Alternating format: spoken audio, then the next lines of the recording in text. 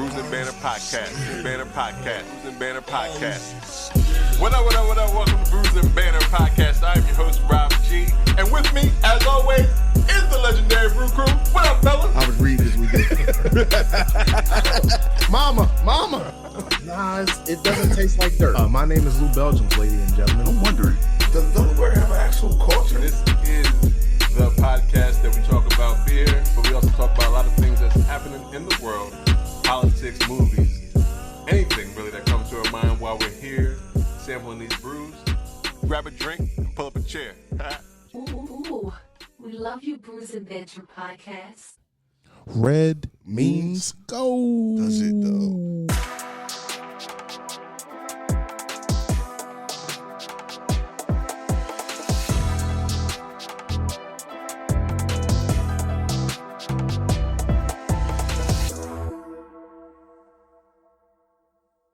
What up? Welcome to Brewing Banter Podcast, where the topic is the rockin' the brew. Well, that be the fuel. I'm your host, Rob G, and with me, as always, the Legendary Brew Crew. What's going on, fellas? Hi. Hello, everyone. Welcome to another wonderful edition of Brewing Banter Podcast. If this is your first time listening or possibly watching, Hey, man. Things be happening sometimes. We're here. We're on location. yeah, we are at 320 Media. 320 Market. In media. 320 Market in Media, PA. It's a nice spot, though. Shout out to Drew for having us here at this beautiful establishment. Yes. And if you are ever in Media, PA, swing through. Yes. Oh, yeah, for sure. They have eats and beer. Eats and treats. I don't know. It just sounded like it should have went. Like, I don't know. Fuck. I just made that shit up. Eats and treats. Eats and treats. Yeah. There's a lot of other things you could have rhymed that with. What else could you round over? I'm curious. I don't What know. if could you? Eats and meats. What is- Use your imagination. Continue. Okay. Oh, all right.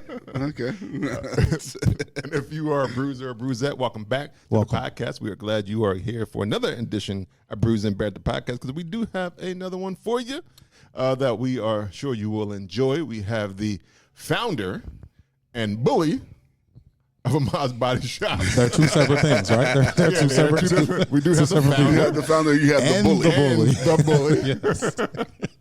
Damn. I'm The sorry. bully sound like he make people go swim with the sharks or something. He Night. that TikTok trend or whatever. Say, my boy got a brand. Right, You yeah, won't listen." That is it. That's a fact. That's a fact. Well, so we want to welcome Dante and Brandon to the podcast. Welcome. Claps. Thank you both for coming on. For sure.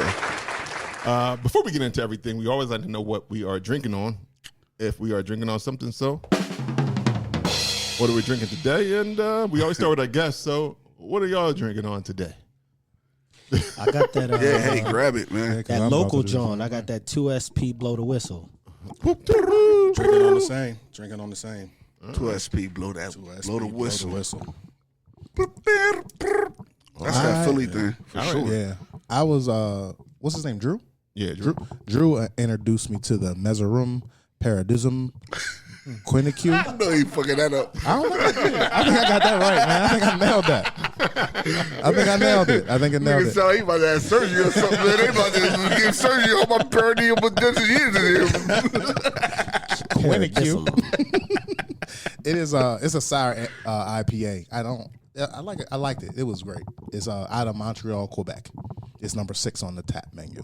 And I'm drinking the Urban Artifact, which is another fruited sour out of Cincinnati, Ohio. All right. Okay. What you drinking on, yo? I don't even know. Ain't that crazy? Wait, what's the first joint that we had? We have the Mazzarium Nocturne L. Yeah, another Sordide. surgical. Yeah, Messorem. The Messorem next. You know what? It's a seven. If you had all the beer festivals we go to, we should know their name. Yeah, by that's now. crazy. Sorry, y'all. That's the name of the I beer apologize. brewery. The brewery, yeah. Yeah, I apologize, guys. Hey, guys. It's a hazy IPA. It comes in at a 7%. It was hazy, too. Yeah, well, it was Very nice. hazy. It's nice and I like it. It's kind of sweet, and I dig that with an IPA. Smelled delicious. I think it was one of their seasonal joints. Okay, Okay. shit, because I ain't mad at that. You know, I'm a new IPA drinker, Yeah, so when I just find a good breaking one, into I really like it. Yeah, That's what's up. Write that one down. Everybody else be like, damn, IPAs. I'll be like, oh, IPA, finally. Yeah, I'm tired of it. You're like, no, it's my turn. My turn. Yeah. What's the other joint we got? The Sgraffito? Number 10, yeah. The number 10, where's that at? Oh, Sgraffito. See, these names, man. Fuck these names. Man, this is an Italian Pilsner at 5% ABV. This joint's good, too, though. That's a local brewery yeah, as well. Shout out to This is- Ariola and Scott. There you go. And they in Philly. So, yeah, that's what we drinking. Everybody else got the same thing, right? Yeah, yeah. All right, well, that's what we drinking on. So we rocking out to that. So I'm gonna pass me another on. Me on too. Yeah, I'll something. pass me another. Y'all enjoying y'all beers? Would you pass another sure. on y'all two For sure. beers? Oh, for sure. All right. Yeah, of course.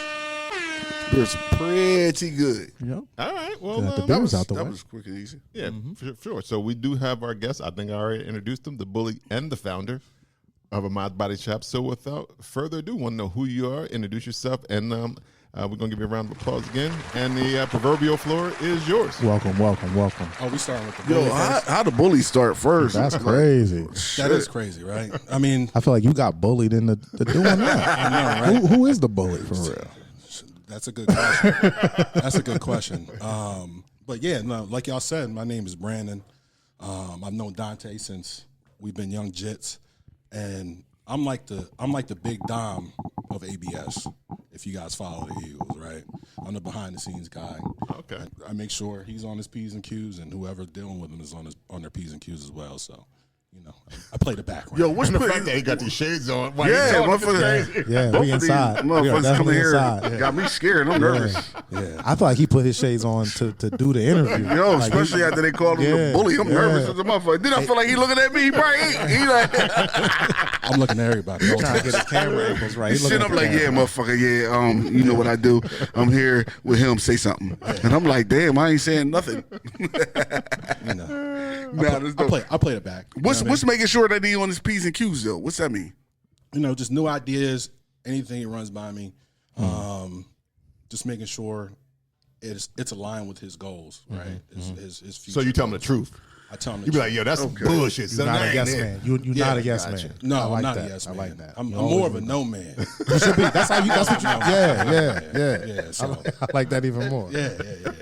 The no man is the best. I like that better than bully. Yeah. The no man. The no Yeah, man. The yeah. no man. Yeah. Yeah, that's true. That is better than bully. I like that. And I only come out in the wintertime anyways, too. Oh shit. Okay. Yeah. So you getting Wait, warmed what's up that? right now. Yeah. What that mean? What you be doing in the summer?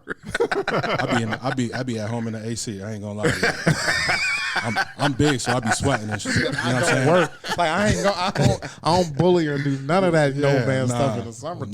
Nope. You ain't So- gonna see me in no pool parties, nothing like that. So B, let me ask you this though, because so with that being said, like with y'all connection, do you do anything in branding? Like, do you actually like what's your background? So my background, I used to be a musician. What kind of music?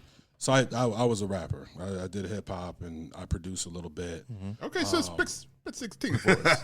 I'm sure. It's been years. No, it don't I matter. could- Once I you could got it, spit you got 16, it. If but you yeah. if you got it, you got it. Yeah. Yo, don't play. Yeah, but Nah, don't try to brush this off. nigga. I'm brushing it off right now. Because that life is behind me. You know what I'm saying? He don't want to catch the bug again. He's like, if I start, I can't stop. Motherfucker hit it with it. Yeah. Moving on. He be in clubs on Friday. I ain't ready to say. 'Cause, you know Who what got I mean? first right I got, Friday? I got 9 to 5 now. That's why I got the shades on partly too, just in case I had to spit 16. But no, I mean right now, I'm in banking. Okay. So you know, I manage a couple teams, U.S. outside of the U.S. So you know, business management is really my thing. Okay. Yeah. I got you. All right, so You ready? You ready? man, you ready to talk? It was man? good. There you go. How long has it been? Yo. We 8 minutes in. He ain't said no I word. didn't even know the nigga was here still. I thought he left. I thought the bully took I over. thought the nigga left. I was like, oh shit. He just left Bully his said boy. no. Bully said no. No more interview. It's just me. Yeah, you can speak now.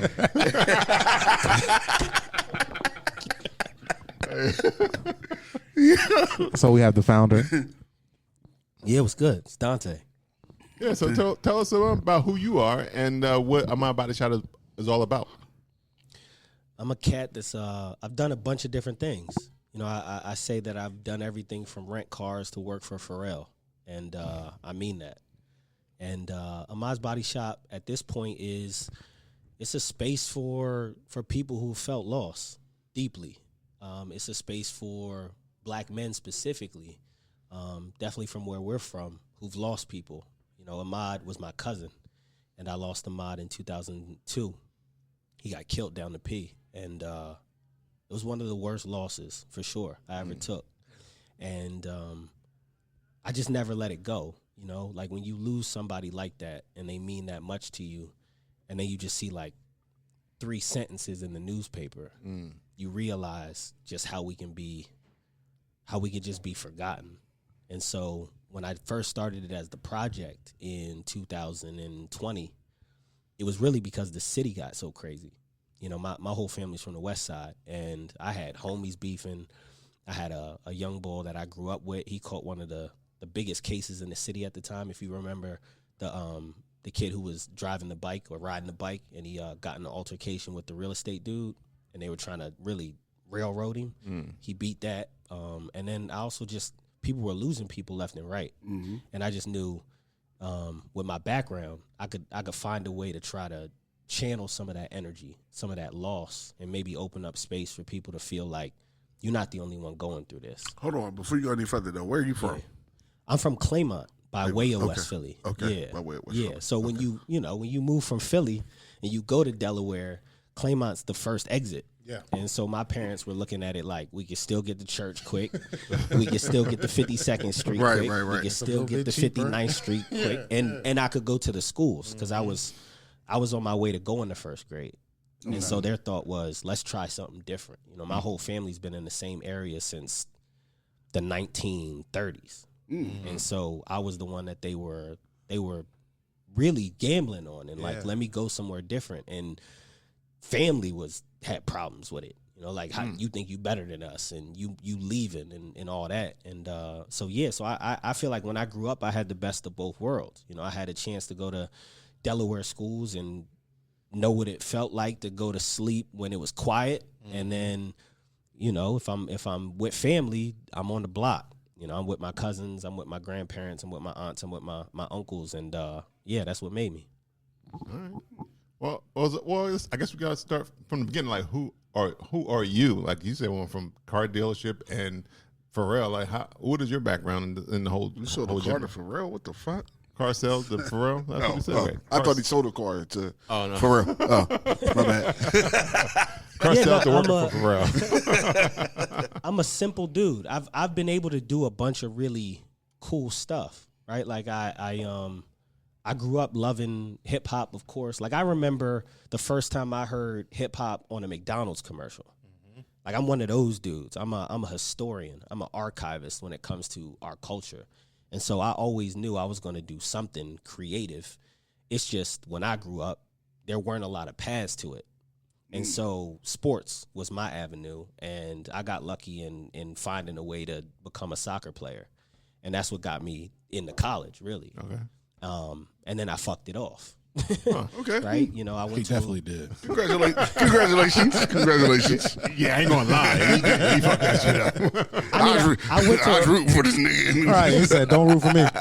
Nah, I'm honest in the journey, right? Like I went to West Virginia. Like, you want to not go to that party because we got a game against fucking, Right. Marshall the next day? Come on, bro.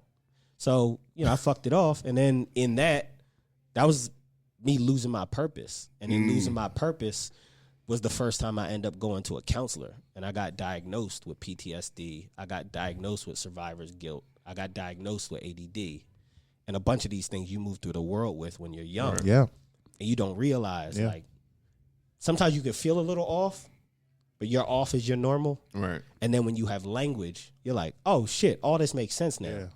And so that was me realizing, like, all right, cool. Now I can put everything I have into this creative shit. And so I decided to change my major. And I took a 3 minor major that was English, business management, and fashion merchandising. And that's really where I started to like, okay, this is tangible in the world. I know I'm not going to use a bunch of this shit, but it's tangible. And then I got an internship at Enterprise because at West Virginia, there was this joint called the Big East College Fair when they were still at the Big East. And you go up New York. And I had no plans on getting a job. I had the homie's fake ID, and I was trying to go to the bar. And so when we get up there was a chick who was cool with my old lady, and she was like, I could tell you not here trying to get a job. You should get an internship. And I was like, what is an internship? And she told me what an internship was and said, Enterprise has a good one. And it just so happened there was one right down the street from West Virginia. And so I walked in like sweats and a tee and basically said, like, I heard y'all got internships. They're like, no, okay, sir, explain to us what an internship is. Go.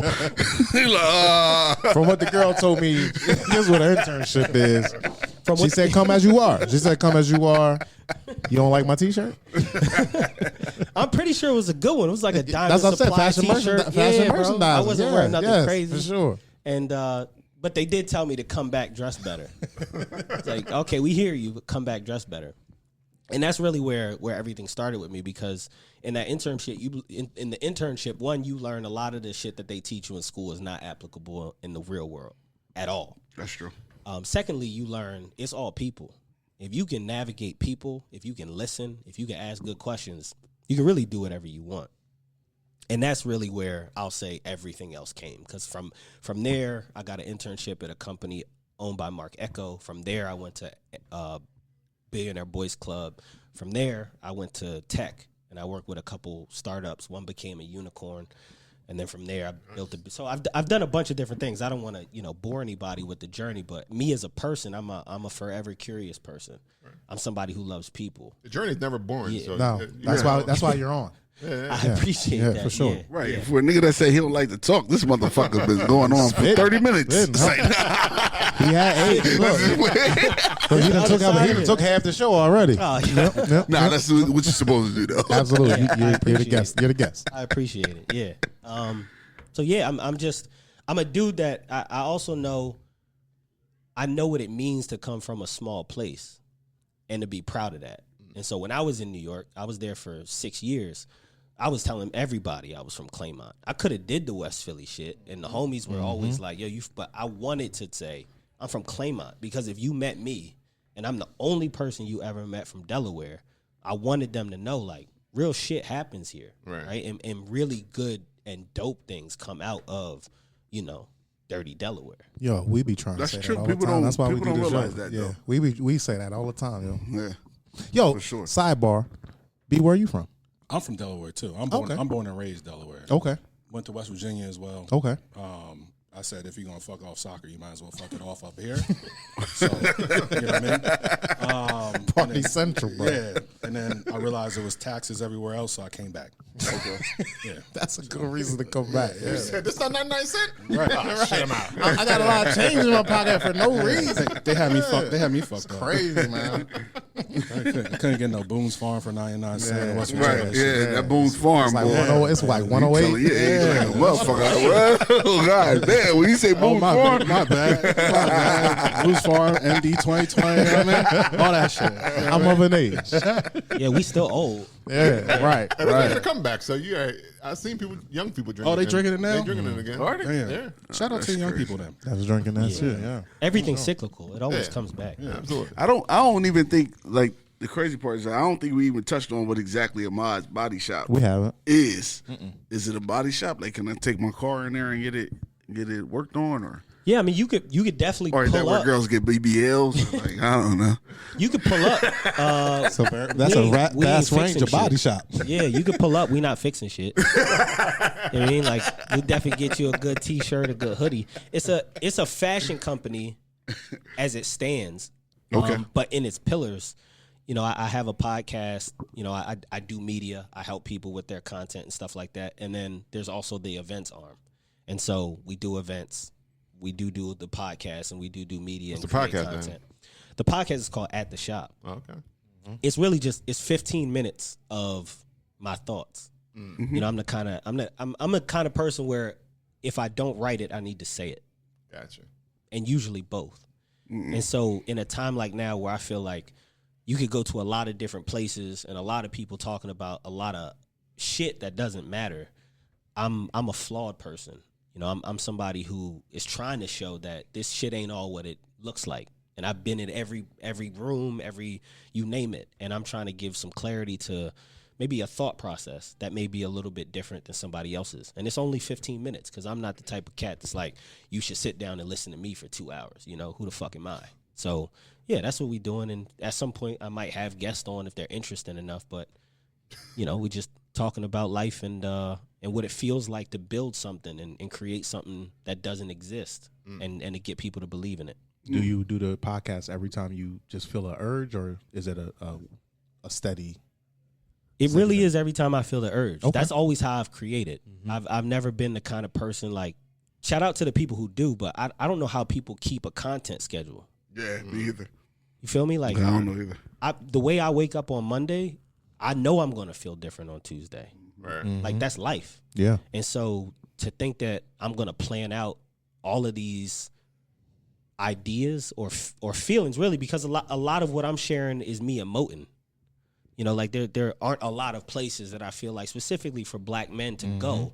I'm also the head of my household. I have kids. And so me being emotionally balanced is a part of my life. very and important. so it's a place where I can go and I can be a bit more vulnerable. You know, it's like me talking to myself. You know, if you were to like, this might be a long shot, but like, you know, Marcus Aurelius's Meditations is big for me in that a cat sat down and wrote to himself in one of the darkest periods. And that shit lived for 2,000 years. Yeah. It's still relevant now. And so my thought was, if I sat down with myself and I got some of these thoughts and ideas out and put them into the universe, you know, who knows where they might go. Right. Like a modern day Marcus.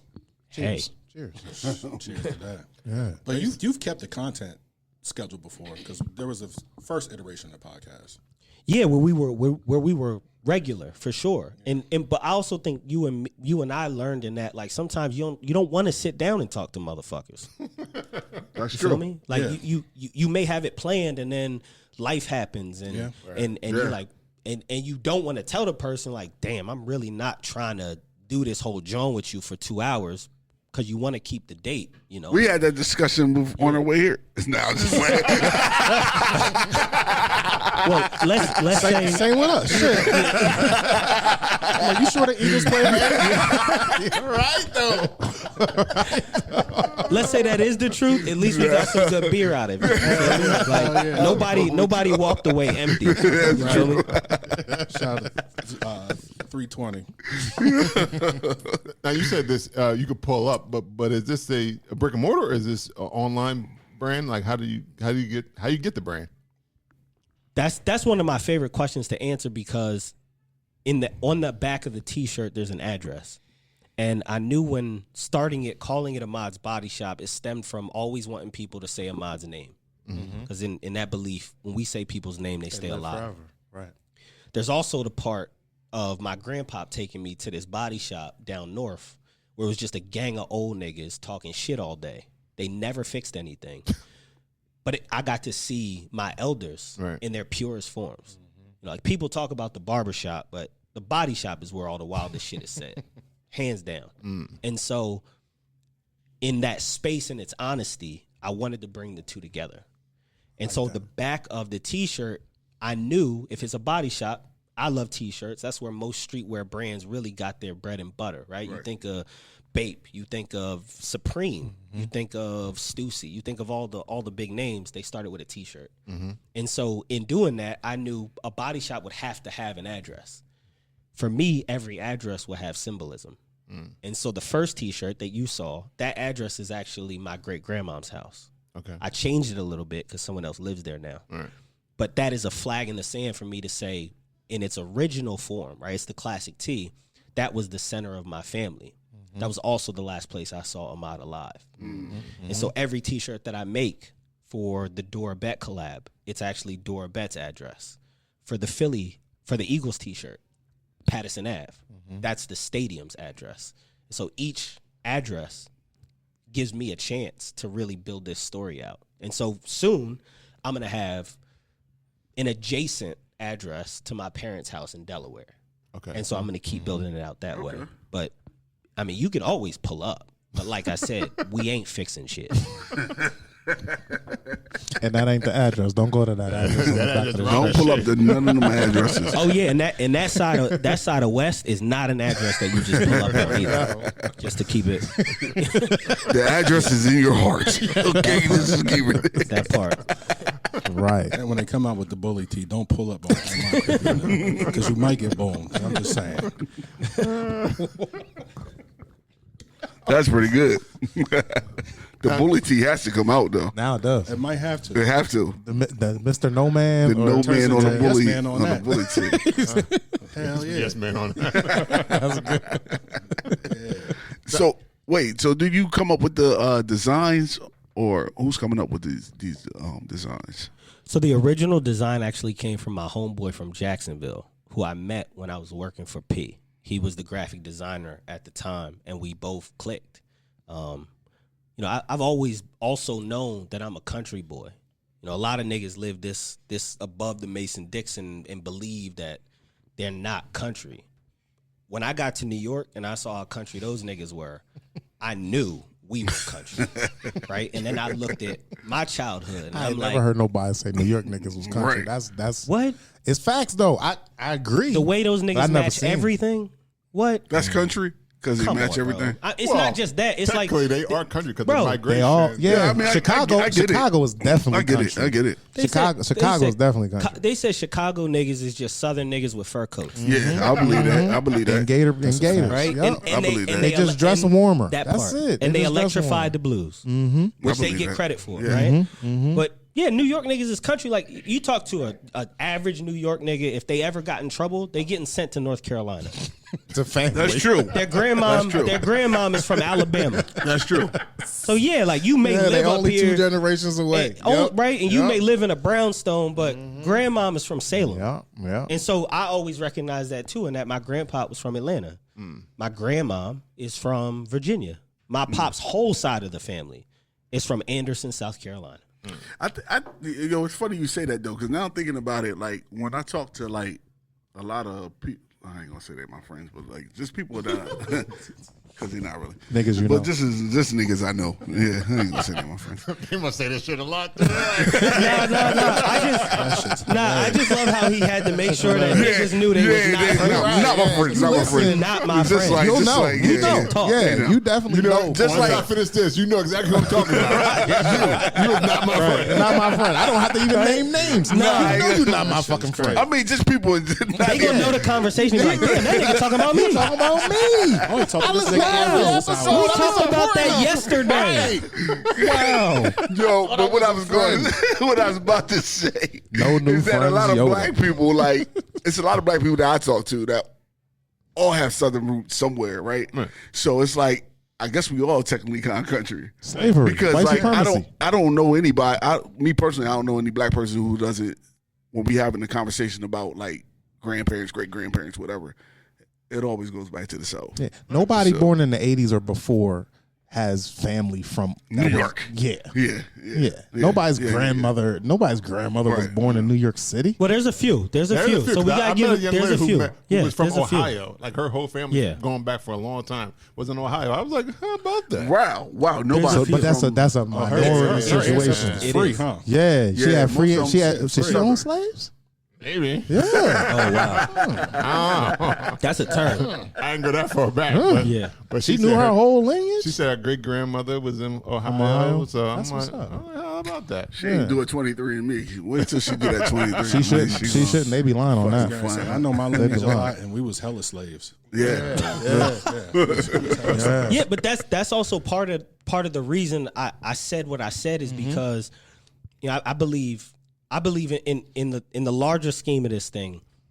You do the numbers, and most black folks are still in the South. Right. That's where we are. Yeah. And so when you have people like us whose families are up north, we start to get this idea that we're so separated from it, and it creates this division, right? Like regionalism, I don't believe is a bad thing because from it we get really dope shit, right? Like you get Southern hip hop, you get you know the pockets that we have, you get West Coast hip hop, you get all of that. But when we start to do it as people and we start to look down on folks, that's something that I specifically in New York I had a problem with because there was this idea that because I came from somewhere below them, my ideas didn't matter, or Below that geographically. they believe anything. It's you're below her. They you're believe below her. anything, and I don't want to paint such a broad brush, but from people that I did meet in terms of the number of interactions, anything below New York to them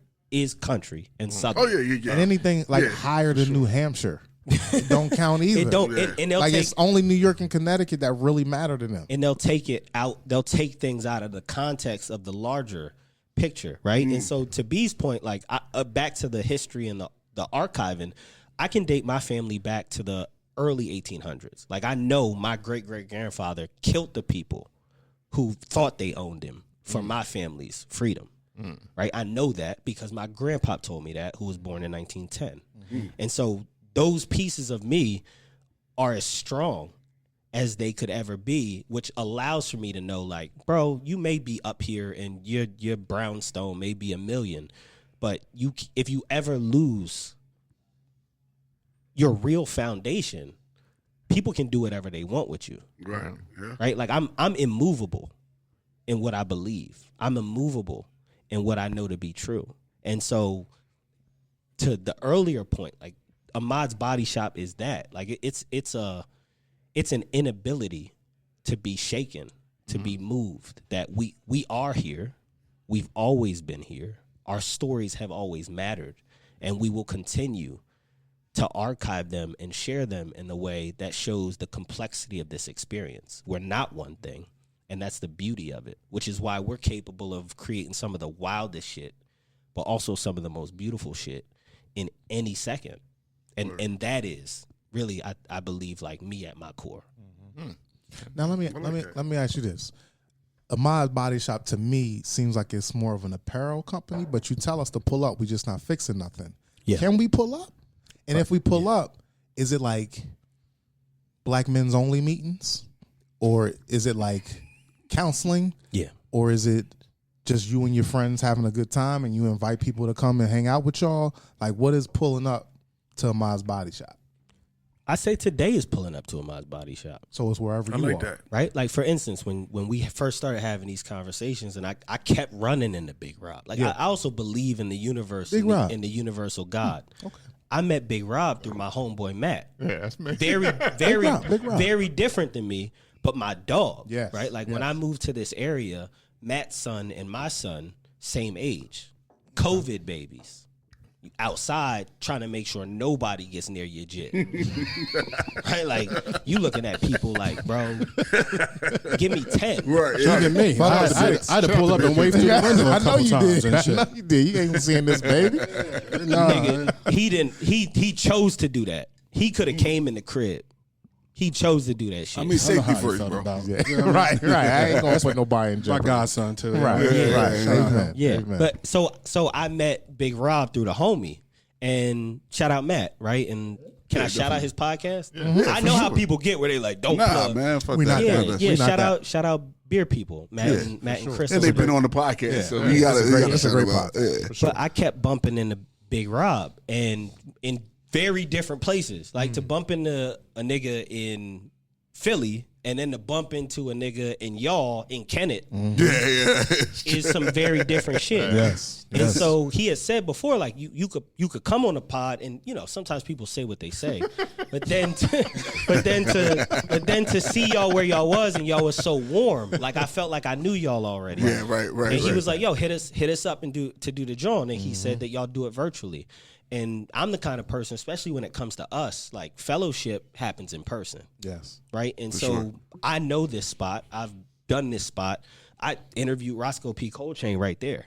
You feel me? So I Sco. come here. Shout out Sco. And so when you said it, it was let's get together and fellowship. You feel me? Like let's build something, at least a moment, because that's all we have, Right. and let's go from there. And sure. so that's what ABS is. It's amorphous, right? It's fluid. It's not anything that has to live or die by a single location. It's whatever we want it to be, and it's also not mine. I built it to be that, Right. which is why he's here and talk more and before me. I like that. It's not about me. Yeah. You know, I don't build anything for me.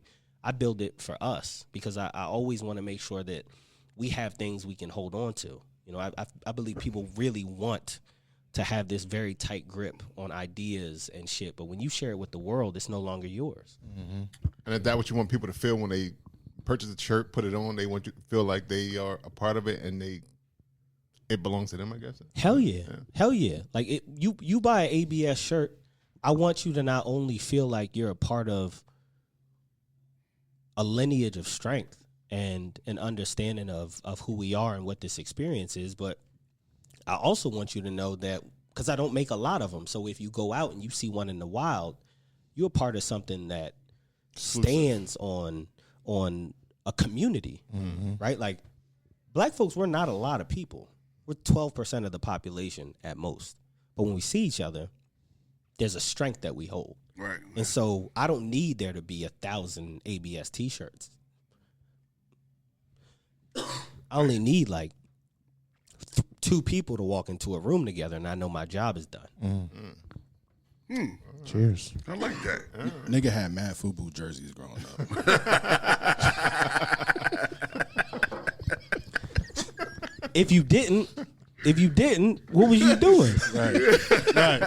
Like that was for us. Yo, you know what's funny? Yo, the funniest thing about that is just last night, I'm talking to my wife, and I'm like, yo, it's so random.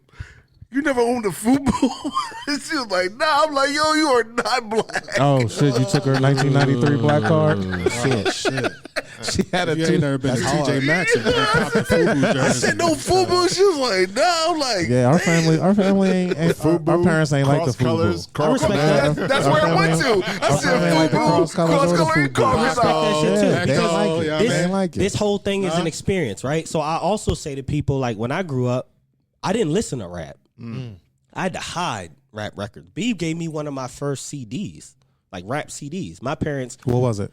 it was, Back the fuck up by Onyx. No. shit, I want to say, Nah, you know that used to be my shit. That's why you said that. Shout out Honest. I Get Around by Tupac? Michael Jordan ball because nah, it wasn't, it really wasn't until like, I want to say Bob gave me Get Rich, and I want to say you gave Oh, it me, was late in the game. I want to say you gave me a J Late in our tape. game. I gave you a J young tape. boy.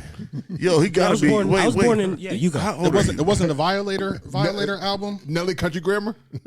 Yeah, like, that was a good album. hey, yo, Dante, how old are you, bro? 35. 35. Okay. Okay, yeah, that makes sense. Okay, that makes sense. I was now. getting That makes nervous sense. for a when you second. said Get Rich or Die Trying, I'm like, what is it? Yeah. It's a grown man. nervous. I was a grown ass man. Me too. I had kids. Yeah, but that was how my house was. Yeah, My gotcha. parents So only they wasn't listened, allowed- they they wasn't listened to gospel and R&B, Some R&B, yeah. and only Philly niggas. WDAS. Right? So like my mom went to high school with Will Smith. My whole family was outside. Yeah. Will Smith, So it Phil wasn't- Hyman. That's all she. That's all. She has. That's all he has. Patty, don't forget Patty. Was did she get music? Was Music Soul Child a part of? She fuck with that or in Who, like my Freeway? mom? Yeah, Nah, music, bro. music and Freeway. Nah, too bro. young. They was too young. Nah, Okay. they too young. My yeah. mom was born in 65. Okay. Right? My mom was born in my mom was born in 67. My pop was born in 65. And so like their whole family is everything everybody rapped about. And so like so for instance, like growing up, I couldn't have water guns. I couldn't have BB guns. Right? I mean, Because it was a gun. it was around. It was It a was gun, like yeah. my grandpa sat next to a 22 rifle. He got issued by the Army in 1942 every day. Like it was around. You feel me? And so my parents was trying to do something different. So even when it came to the music, it was you not listening to that shit. You know, my parents don't curse, they don't drink, they don't do anything they and grew this up is around. out of the this is out of the norm from what My they parents was trying to broke- break the. They broke the all gap. of that Yeah, shit, break which the curve. brings me to where I am. You Gotcha. feel me? I'm still a mixture of And all you of still it got all the because knowledge and my everything like that. I got all of Yes, it. You feel me? And so yes. I'm also not one of those cats that's gonna like. This is one of the things I learned when I was in music journalism. I've interviewed everybody from Mozzie to Boldy James to Steve Arrington of Slave. And what we always went back to was gospel music. I'm starting to think he downplaying who he is. A little bit, just a little bit, He does that.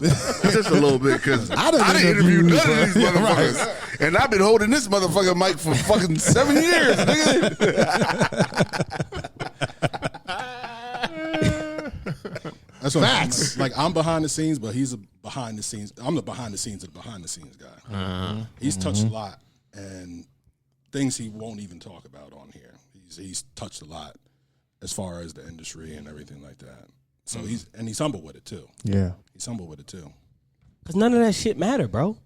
See? Like honestly, it doesn't matter because when you're in those rooms, to be very, very honest, when you in those rooms, and I know my people, like all I ever wanted to do was shit I could show my parents. And so if I couldn't show my parents and be proud of what I did, Right. being that I did do some shit out here I wasn't proud of, it didn't matter to me. So it didn't matter whose party was happening. It didn't matter where I was, who I could be next to. That wasn't important to me. You know, it was about doing things that lasted. And ultimately that made where I'm from look good. I always wanted Claymont to look good. I always wanted West Philly to look good. And so that was always my driving force. And like B said, like I'm not big on talking about all of that shit because when you're on the journey, you look back, you may get stuck in it. And I know people who have, where they live on that. Like, oh, I did this and and they don't continue to move forward. I'm always trying to move forward because of how stuck I am in some of the shit I've been through. So you got to be able to balance both. And I've always just wanted to be just like the coolest, oldest, regular nigga. That was cool to me. That's the goal. That was cool. My grandpa was the coolest nigga you ever met, bro. The coolest nigga you ever met. Like, the dude literally was so cool when cats would come to Philly, they would call him. Like, Duke Ellington and fucking Cab Calloway and Louis Armstrong would call my grandpa on 52nd and Wyalusing to be like, where we going? Right? Like, regular niggas are capable of some of the dopest shit. Yeah. It's just they want to force us to reach. They want to force us to chase like this exceptionalism that isn't. It's not sustainable. You could be cool as fuck in your whole block, and that's all that matters. Right. But that is a form of exceptionalism. It's just a different way how people perceive it. Yeah. Because the fact that they called him mean that they saw something in him that they wanted to always know what he was about, what he was thinking about. So if people still reach out to you and stuff like that, that is still some type of exceptionalism, but it's just not superficial, I guess. It's not a superficial exceptionalism, but there is something, they definitely fucked with your grandfather a lot, that they was like, yo, we got to know what's going on with him. When I'm coming to Philly, I didn't even know what's happening. Because he was a regular nigga. Yeah, and I was gonna And so say, he knew where he knew what. that's probably I don't why. want to cut you off. No, I was going to say that's probably why, because he was just regular. Like, and sometimes when you at so-called like the celebrity level, you want to be around a regular motherfucker. You want to be treated regular. Treated regularly, yeah. And he knew, like, maybe your don't know your grandfather, just assuming that every time these people called and wanted to come into the city, he just treated like, I don't give a fuck who you are, who you just sung for last night. Yeah. You want a beer, you want this wine, or fuck you, get the fuck out. Like, he talked to them like, I don't like you today. What? Nigga, my grandpa was in Germany when the shit fell during the war, right? Like, and the nigga has one of the coolest fucking pictures you ever seen. Just it. The only thing that matters in this life is experience, and so if you have it and you're able to grow from it, then that shit just it radiates. Right. And that's exceptional. Just different the way. But we can all be exceptional in that way. Right. I'm speaking, I guess, directly to like black excellence. Yeah. Right? Like, Gotcha. we can all be exceptional. We all have that within us, right? We all have that light. It's us being willing enough to know my normal is exceptional. Right. Exactly. Yeah. And it's also what you're doing with Ahmad's Body Shop. Every time we say Ahmad's name. It's 23 years. He's still alive. You pass down your legacy and you pass down what you're saying and what you're teaching your kids and your grandkids, and that makes their story still exceptional and makes it live on. I know about your grandfather now because you're talking about him. I don't know nothing about your grandfather if he don't tell you the stories. You feel me? So all these stories get passed on. That's what makes black people exceptional. It don't gotta be Janet Jackson, Michael Jackson. Like, they're exceptional too. Right. But you don't have to be famous or super rich to be exceptional if you can make your legacy live on through your family and loved ones. Right. That Well, well said? exceptional is bound in the impact that you have on The people around you, and right? the people, that you impact every day. exactly, Yeah. exactly, Yeah. absolutely. So, I forgot what. Oh no, I had another question in terms. I know, do you have aspirations for the brand in terms of being brick and mortar or expanding? Like, do you have that? Like, would you like? You're gonna have to put this. Well, if you get a brick and mortar, that shit gonna have to be in a body shop. It's gonna. Well, that's what I'm saying. Because Definitely. At least have one car on the hydraulics. So there's other brands that like, or like a bakery, and it looks like a bake shop when you walk in. So I don't know if you had like, if you thought about it, like, would it feel like a body shop when you walked in? We need that feel, that body shop feel. I have some inspirations, right? Like, so when I worked at BBC, the bottom floor was ice cream, and it looked like an ice cream parlor. Right. They actually went as far as create their own scent.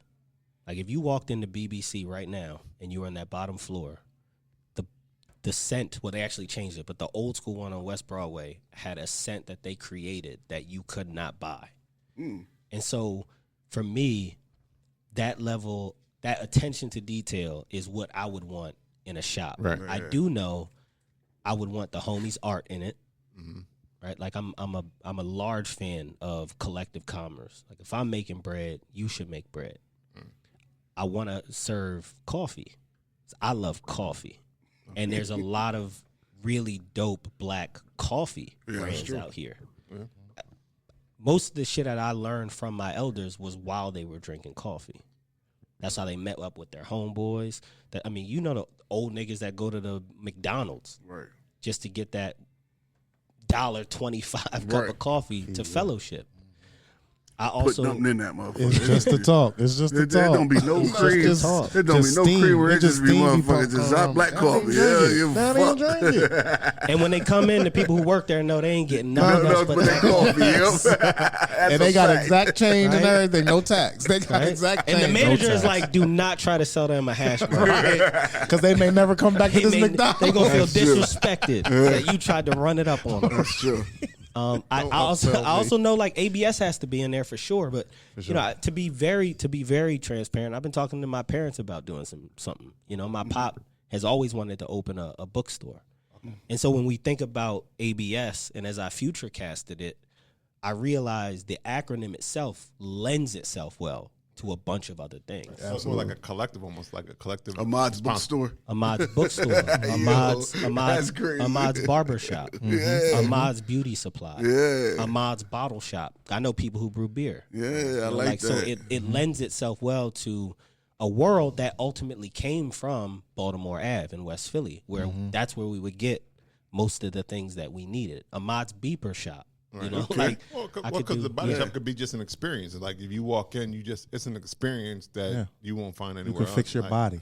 Come get your body shop. And it's just, you can have coffee. You can have get your hair trimmed your up, body. whatever. Everything goes to you the can body. read a book, whatever. whatever. Put the shirt on. It's on bully your body. service. Bully service. Jesus. Yeah, we could definitely do that. The fact that I didn't know the initials met BBC before is crazy. Oh, that's crazy. Why not? You never know until you know. I never thought it in my head ever. I always said it out loud. You're so immature, man. I am. I sure am. Weirdo. The fact you've been laughing about this for 20 minutes in your head is crazy. I was like, yeah. He said, that nigga work for BBC. So what kind of porn company is this? Oh, no. Billionaire Boy Club. but I always said it out loud. I always said the word. I never made the initials. I was like, damn. And everybody that I've been over here working for Big Black Cops for like fucking. God damn. He was interning at Big Black Cops? Sheesh. Him and Pharrell? That's crazy. That goes back to me working in porn years. Yes. Everything always goes back to your porn It days. does go back to your porn. Melanated smasher. on the business end, I wasn't in porn. The business end. The business end. Oh, yeah. You ain't gotta explain nothing He to wants us, to clear it up. He wants to clear it up every ain't time. gotta clear nothing up. He was in porn. All right. He was in the porn business. Yeah. I was not. Big Rob. Big Rob. Big Rob. Distribution. Big Rob was Big in that Rob was in porn. that porn business. Distribution only. Look him up. He was distributing. BBC. BBC distribution. I should never went back to it. You shouldn't have. You did it. Big ride. Damn. Nah, but like that like the idea sounds like a vibe though, man. I wish you the best of luck for real. Yes. For real, for real. I want to come Now you mentioned Me too. there. now you mentioned the I was getting ready to say, These is immature as a motherfucker. Bro, I knew exactly what you meant. They was doing it. Nah, it's you, man. I seen him out the corner. I was like, man, there. God damn it. Oh my god. Yo, Rob need to grow up. Yo, man, the penis flytrap is in the He's just building. fucking He is in the Herb building. McGurv over here. Pause, King. Pause. Sidebar. Pause. Everybody think it's me and Yoda that be the crazy Right. parts of this podcast, and it's really this dude. really is it? It's always him, man. It's always him that start this didn't say shit. He's so You, immature. we talking about BBC in a different way. Yeah, but I had moved on from that. You didn't. Yeah, you didn't. 'Cause You did said, not. Hey, the whole time I was thinking like, damn, big black cock. And then I wanna go to his body shop and I say it the wrong way. And here you go giggling again. he was giggling. Though, man. I seen this shit. Oh, fucking. I'm just a happy guy. This nigga happy Gil Rob. Help me get right. Having a gay old time. I did have a question. What was my question? Bring it back. It's hard for you to bring it back, huh? So when you were at BBC, No. That's gonna be a division Okay. in the basement. It's with a different scent. different scent. That's crazy. Now that's his shit. It's crazy though. That is crazy. But what would the scent be though? Like, what would the scent be for? Cocoa butter. Like, nah, it could smell no, like for his shit. it oh, could- you talking Yo, about- you oh, fuck you with the BBC where, basement. where did you go? He went to Oh, the BBC I basement. went- He went to the BBC It would basement. have like an oil smell, right? Car tire? I don't know. Yeah. Leather seats? I don't know. Nah, What I- smells Ahmad like? Damn.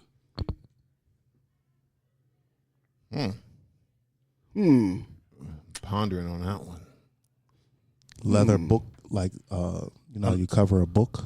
I'm a leather, thinking. a leather book I'm covers? thinking so I don't get emotional.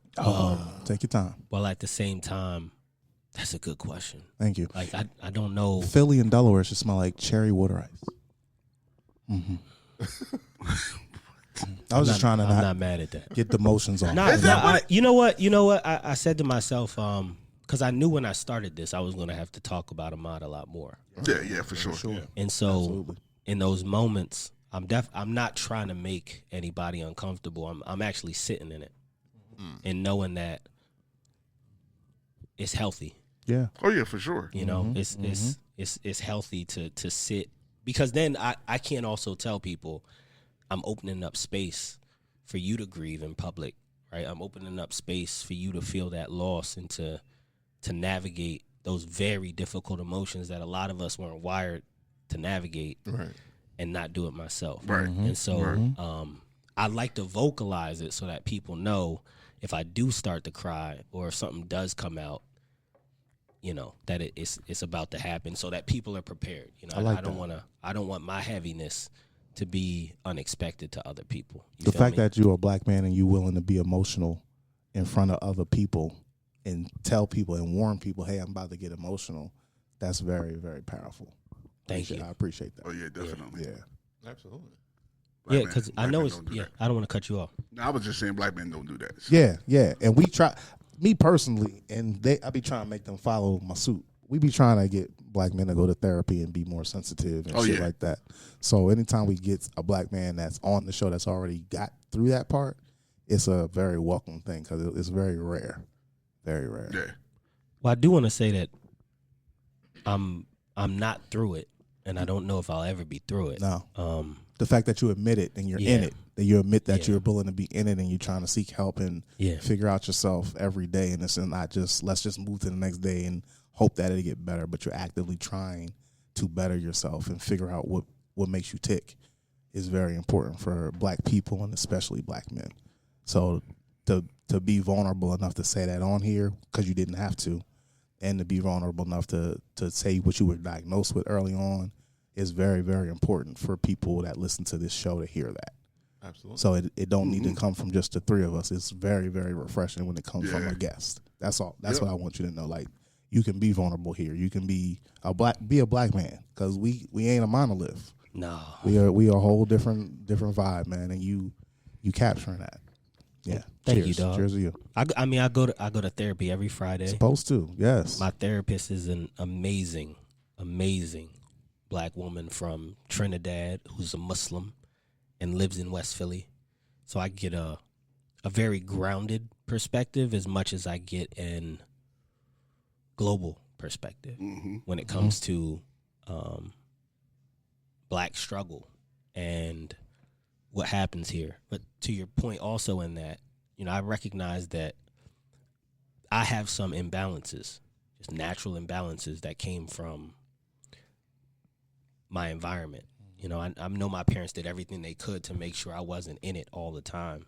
At the same time, you don't choose who your family is. Right. You don't choose where they live. You don't choose what's outside. And so in my reflection, what I'm also trying to communicate is that a lot of us are walking around diagnosed, undiagnosed with imbalances that were largely created for us to move through life unbalanced, right? Like I know I have unbalances. I don't move through life unbalanced. I make sure that before I do anything, I stop before that impulse, because I also have been diagnosed like I'm a naturally impulsive person, and a lot of the trouble I got into came from that. Things that it's just like I'm just gonna do it. Yeah. The bully was part of some of that. Sure he was. And Yeah, so I mean, he didn't say no. He ain't so no. Sometimes you gotta be careful about who you surround yourself with. Too, Definitely saying yes to that. Pretty much. what I can say with the bully is like I've also been one of those people where like if I'm going, I'm going. If we doing it, we doing it.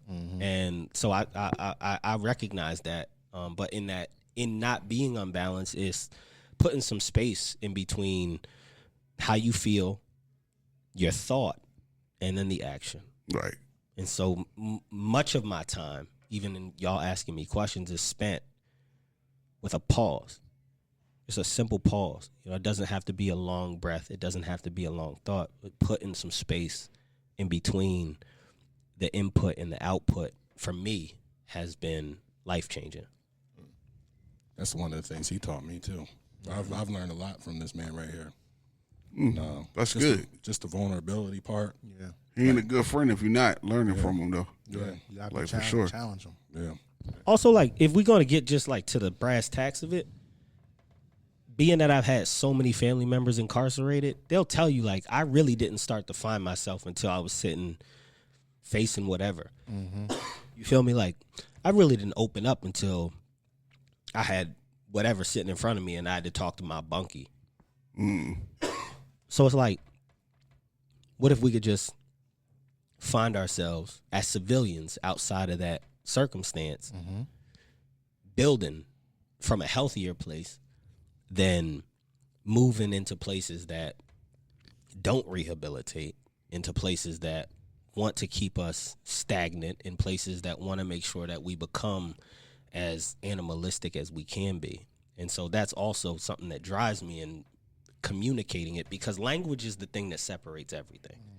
That's why you see often they're trying to change the language, right? They want DE&I to be something different. They try to hijack what certain things mean. When you have language and you can connect to your experience, everything changes. That's true. All right. It just feels like this brand is, Ahmad's Body Shop is family, pretty much. I think at the root of it, it is family. So, and it feels warm, and accepting and inviting. So shout out to that for that vision that you brought out to the world. But I know you had talked about quickly. You kind of breathed through them, like there was like some partnerships or some things. Like how did you come up with that? Like how does that work? And like how do you decide on what is the next step? I guess. The bully. Yeah, you can do that, motherfucker. No, don't do that. You can't do that. Such a beautiful question, Big Rob. It's a lot like the rest of the brand. I have to feel it. Okay. It has to make sense. Do you I got- approach them or do they approach you? You know what? It's a mixture of things. Right. So if I think of the first collab, that was with Malk. Yep. And Malk I met through Jordy. So Jordy's the one who designed the original ABS logo in the back. Malk is also from Jacksonville. He's a photographer. And I fuck with Malk because Malk never moved to New York. He lived in New York for a little while because there was a cat who went to WVU who I know from Jacksonville who got drafted by the Giants.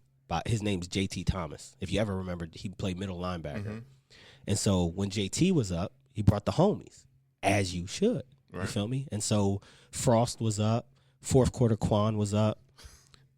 Jordy. I mean, I gotta name them. Like I'm a naming ass nigga. Yeah, and because they mean something to the story. He probably, but he trying to act like he's just like it's a regular nigga. He not. I am a regular. No, you're not. No, you're not. No, you're not. He's trying to show you that regular niggas can be extraordinary. I That's get that what part, but that's some bullshit. But go ahead. On the outside looking at, people might not think he's a regular nigga, but he feels he's a regular nigga. Yeah. That's how he moves. Yeah, I got it. But it's some bullshit. But go I ahead. feel like I'm a regular nigga. I'm a regular nigga. But even as much as his grandfather was not a regular nigga, knowing Dizzy Gillespie and Duke Ellington, he felt his grandfather was, and he Yeah. So I got he needed. Oh, it's just Duke. What's up, Duke? I call him DL. I call him DL. I just first and last initial. That's all I do. You know that one That's note? how I know. I did that. I changed gave him it. I that changed note. it. All because Right. of me. That's what it All sound like. because That's of what- me. just give You me know those how vibes. Dizzy. You know how Dizzy do that thing with Ain't his no- cheeks. It was ain't no- me. ain't no- I play the trombone and the trumpet. Ain't nothing.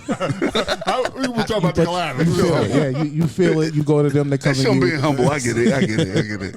Humble brags, Jordan, Malk, all of Yeah, them. Jordy Malk, fourth quarter Kwen. Roscoe Peak Chain, all that. Sco's my nigga. Stan, can't forget Stan. But so Malk is a self-taught cameraman from Jacksonville. Malk was a jit. Like, he grew up where he grew up, and he grew up on one of those wild sides of Jacksonville that now is where all these rappers come from, right? So when you see like the Foolios and you see that whole This and the Dead shit, those are his young bulls. And so Malk quite literally was like, I'm gonna be in these streets. Or he had an uncle who was a photographer, and so he picked up the camera. And Malk has been published in every major magazine. I feel like his real claim to fame, and he don't talk about it, he had a partnership with Dutch Masters. And that shit was fire as a motherfucker, bro. Malk's done a bunch of stuff with colleges in Florida. You know what I mean? He's just a well-rounded dude, you feel me? And so when ABS started, I wanted to print with somebody I trusted. I wanted as much control of the process as I could have. Makes sense. And Malk's family, his pop owns the oldest black uniform business in the country. Oh wow. And so it was a no-brainer. And going through them, me and Malk, we had already planned on doing something together that made sense. And so, I mean, your pop has seen what I've done. You know, shout out to Bruce. We chop it up all the time. I mean, his old lady's family is from Philly. And so it was like, let's just put a T together and you know what I mean, like touch both cities. Because Duval is as loyal as we are when it comes to the Jags. Okay. And so the T was I took a Phillies, you know, eagle and made a Jag, and we put them together holding the ABS logo. And then on the back, we printed where the Grand Marquis is a dunk. And that dunk is actually a picture Malk took, and it was publicized everywhere because it was such a good fucking picture. And then we put North Pearl, where his family's business is, and instead of it saying Ahmad's Body Shop, it says Jackson's Uniform Man. And so that's where the first collab came from, and we called it Country Cousins because of the connection. You know, we're all related, we're just in different spots. Right. The second collab was with Dora Bet, the Ethiopian fried chicken spot in So West Philly. good. And so that came, it was It was universal, right? Like I believed in serendipity to a point to where I just had to start saying it was God. It's bigger than that. The owner of Dora Bet just so happens to be my neighbor. She lives 3 doors down from me.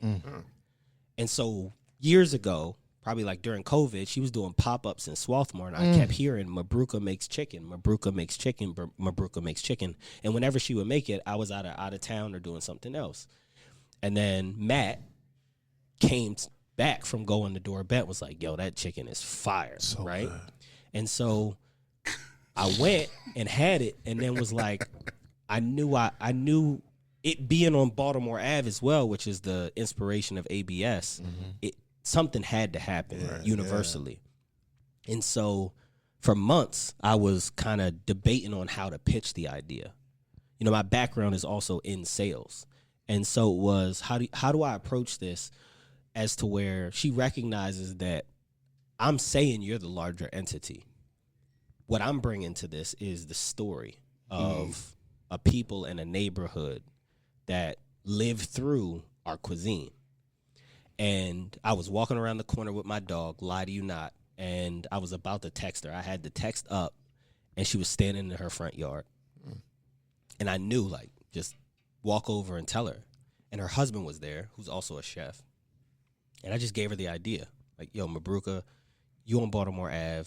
I used to go to Baltimore Ave all the time when I was a jit. My whole family was from West Philly. I got this brand, blah, blah, blah, blah, blah. That moment, she said yes. And so I designed around the hen that is their logo. So I took the tire out of ABS, and I added the hen. And then on the back, I took the Grand Marquis out, and I put the front of the shop. Because the front of their shop is, I think it's so simple, but it reminds me of like a Harold's. You feel me? Like it reminds you of, you see exactly what's going on inside. Yeah, I get that. And it's a chicken spot. It says Ethiopian Chicken House on the front of the shop. And so we did that, and then instead of it saying Ahmad's Body Shop, it says Ahmad's Berber Shop, and Berber is the spice that they use for the chicken. That's what it is. Yeah. And it's like almost like a paste. And so, and there's also a bunch of really dope shit that they do as to where, like, Ethiopians don't really fry chicken. Excuse me. So their flour doesn't really live well under the high heat that your standard fried chicken. So she uses a gluten-free flour. So her chicken is gluten-free, and then she mixes it with some other stuff that she hasn't given away, because of course you can't give away the whole sauce. Ethiopian cuisine is just good, period. Yeah, so, bro. I mean, That's a fact. But they don't fry chicken. She do. Well, she does. So that's where that collab came from, where it was universal. And then the event that I just recently did with, she goes by Sippin' Socialite, but Tahira is a world-renowned sommelier. She's from down north. And I got connected with her through a cat who I know who lives in New Hampshire, who's in the restaurant world, in the hospitality world. And he was like, you need to meet Tahira. And so we first started talking. And when we first started talking, you know, it was kind of like some Philly shit. We're just feeling each other out. I wouldn't say it was cold, but like it was, you know, some Philly shit. Like, what you on, what you doing? And I'm always more of a listener than a talker in a lot of these conversations. So I'm just kind of feeling it out. And she's talking to her daughter during the call, so then I can feel out like, okay, like you're a mom and, you know, all that. And then she had this kind of break in her thought process where she was saying something, and then she stopped and she said, actually, I'm going to be in Philly on the 19th for my birthday, and I'm thinking about having a party. And then my kind of ears peaked, and I said, well, what's the party? And she said, I'm thinking about having a homecoming dance at Bach, the old high school down the P. And immediately I knew, like, I had to be a part of it, because she didn't know this. You knew this. A few months before, I was planning a party at Bach, and I was talking to Bach about doing a party centered around this idea that I got from the brand in L.A., Born and Raised, where they had a Sadie Hawkins dance. And they do it every year. This year's the 7th year. And everybody from YG to Winnie Harlow, like you name it, they show up. And it's really like a communal genre, whereas they call it like the dance for the bad kids. And so I wanted to do something like that at Bach. I just knew I wasn't going to be able to fill up a gym for 300 people. And so when she brought it up, I was like, shit, hell yeah. Like, whatever I can do to help. And so it was really just supporting her because she had the idea. She flew in a winery from Bordeaux. She had 4 of the dopest chefs in Philly come in. I helped with the DJ. But most of it was already cooked. And so that in itself, again, was God, right? Like, it wasn't me. It was already done because I only want to put something in place there. So the pause that I took, I'm sorry in going this long about it, but when I say that, like, this joint is really a faith walk, a lot of this isn't me. It's just being open and willing to hear enough from the universe and see signs to say, you put that fear aside, right? Like Nipsey said, like, am I willing to do this pure enough and sit fear aside to really take a stab at this, or am I going to allow that to get in my way? And so that's what this has truly become. All right. Damn. He got bars over there. Yeah. Speaking of bars, Yeah, you ready? B, you ready? B? The drinking is thinking is the meat. Say no. Let me stop. What was your rap name, B? It was Bonafide. Bonafide. Bonafide B. Bonafide with a BONAPHIDE. Bonafide. He also, because I got to big up the homies, right? And that's usually where all my talking comes from.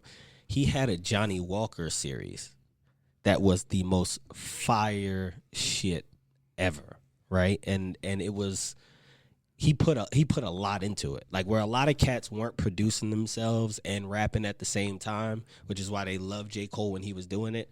B was already doing it, and he was doing it with the cats you'd want to do it with. Like, he was doing it with E. Ness. He had a show in LES when I was in New York, and they booked the whole joint out, and it was packed, right? And so this dude, as much as you say I may be humble in it, I fuck with him because also he's seen and been a lot of places and has always been who he is and keeps it solid and never lets any of that bleed through to who he's gonna become. Yeah, I got family.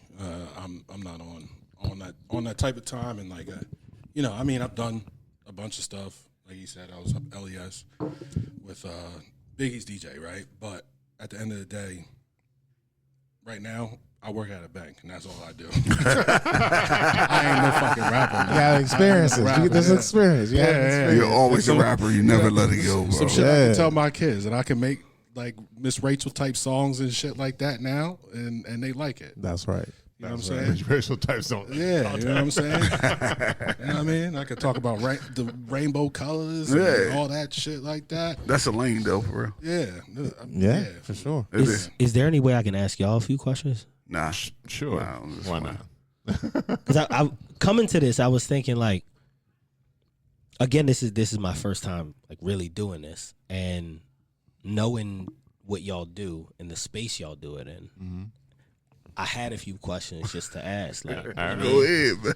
yeah, You're a podcaster, so why not? Look, Right. I mean, I'm just talking to myself on my podcast, right?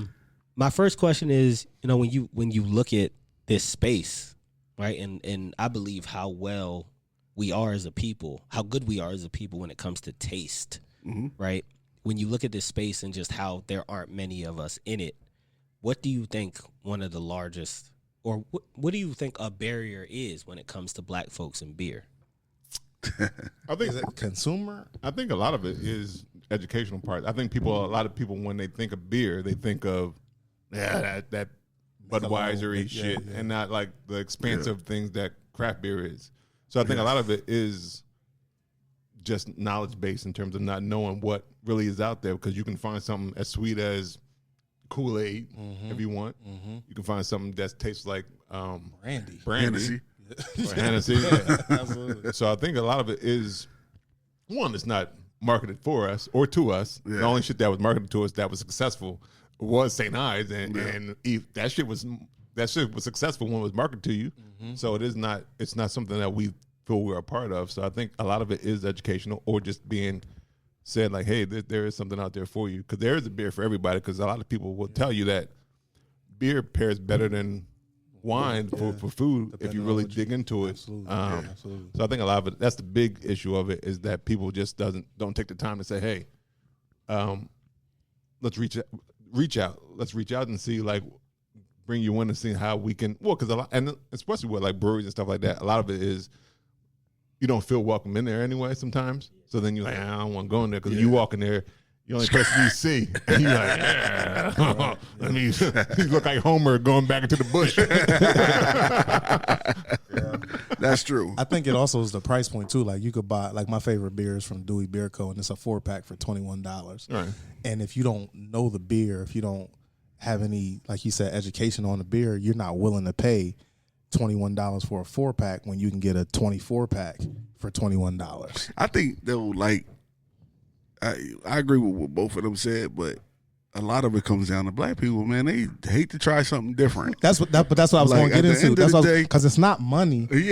If you like, they'll spend because if you money like on- sweet shit, you'll buy that Yeah, beer from yeah, Dewey Beer yeah. Co. It don't matter how much it costs. Because You just have to put. Duce is expensive. Yeah, a month, it's, right? yeah. But if they like it, they gonna buy it. Duce So it's ain't not even that good though. No, not. If but we it- talking But see, about that's it. Don't but that's the disrespect thing. Duce like that. That'd be I'm gonna the, stand right here and disrespect Duce. We can have a disagreement.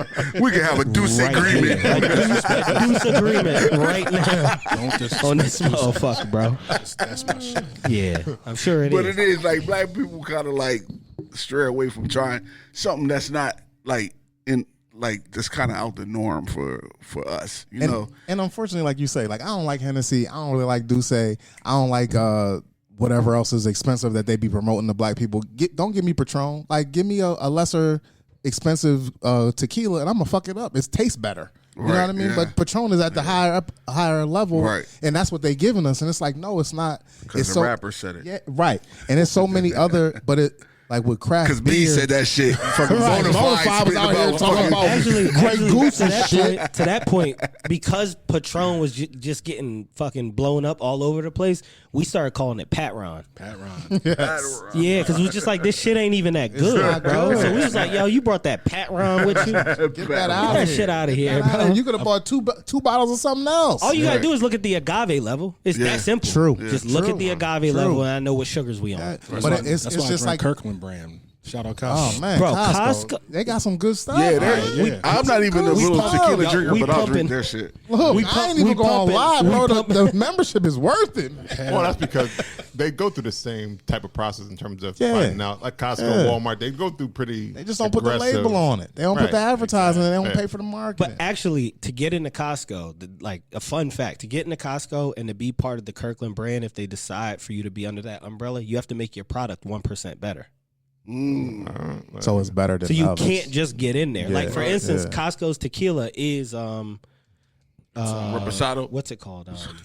Añejo. Casamigos. Yes. Casamigos, It is that's what it is. Casamigos. Same It's Casamigos. distillery, same 1% distillery. better. 1% better. Same distillery. Right, well, that's The like Scotch, that's like the 1% lager that just better. won all the awards from Kirkland brand was actually another Yeah. the brewery out in Portland or whatever. Yeah. it is. And they made it 1% They just made it better. better. I think Right. the Just made it vodka better. is Yeah. Grey Goose, maybe. Yeah. That's crazy. But I agree, man. It's just a matter of getting more black people's hands on the beer and their tongues to taste the beer. That's it. Right, Once- because you if Jay-Z and other half got into business together, Yes. the other half is going up to they would be billionaire. They'd be a Right, billionaire right. company. Yeah. That's true. Shit. That's true. I don't want him touching my beer. But you understand. You understand I what know he's what you saying. mean. You Yeah, understand yeah, what yeah. he's But I Not needed to that say rapper. it. I needed to say it though, because also if we're gonna keep it a bean, I was in New York when that whole shit happened at the Barclays, and when you see it, like I'm not here to throw smut on his name or put any mustard on his jacket, but like, dog, like I was there when it happened, and one of the largest selling points in that, we'll say repositioning of our people, was that if they build the Barclays there, the surrounding neighborhoods would be able to be the choice in employment there.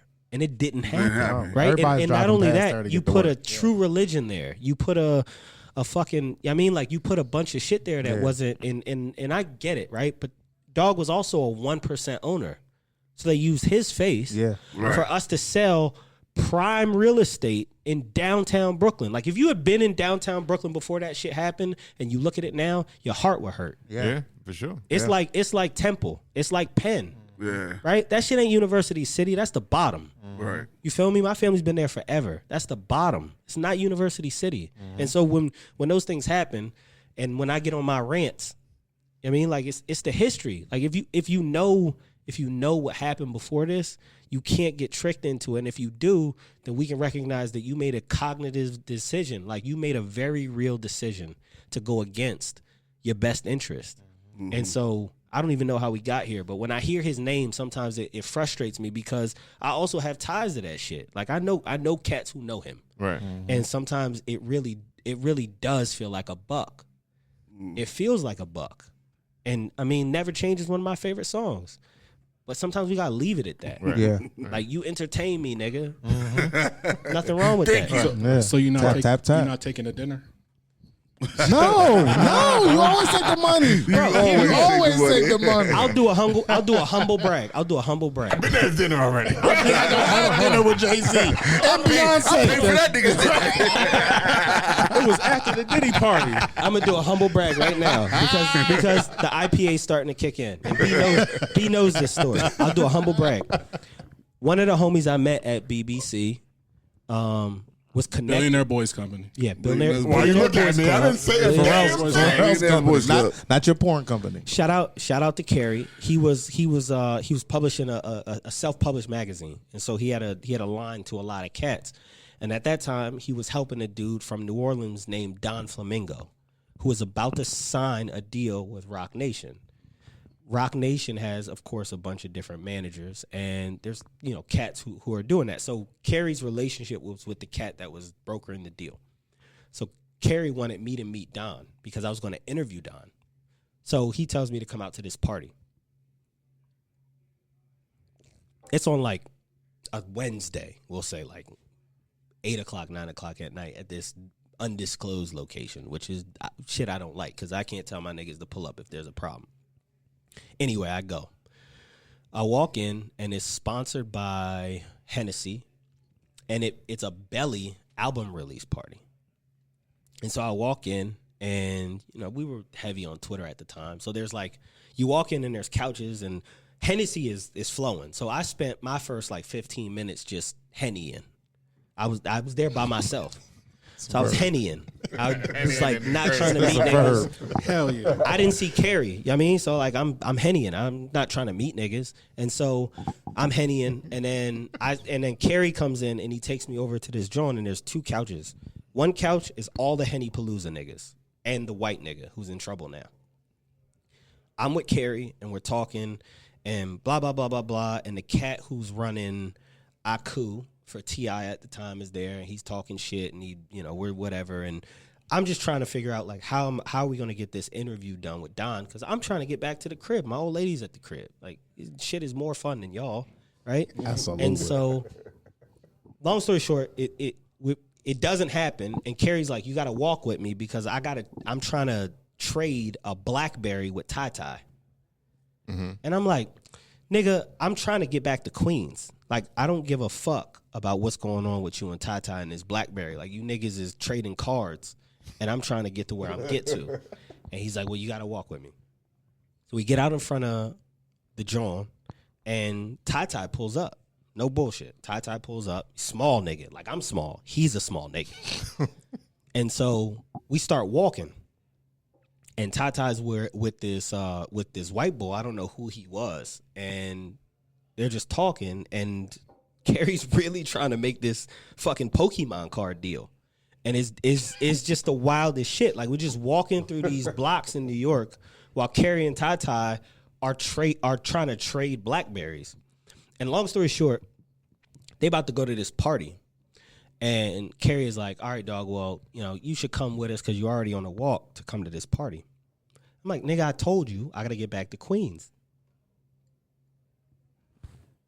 And he's like, yeah, but such and such is going to be there and such is going to be there.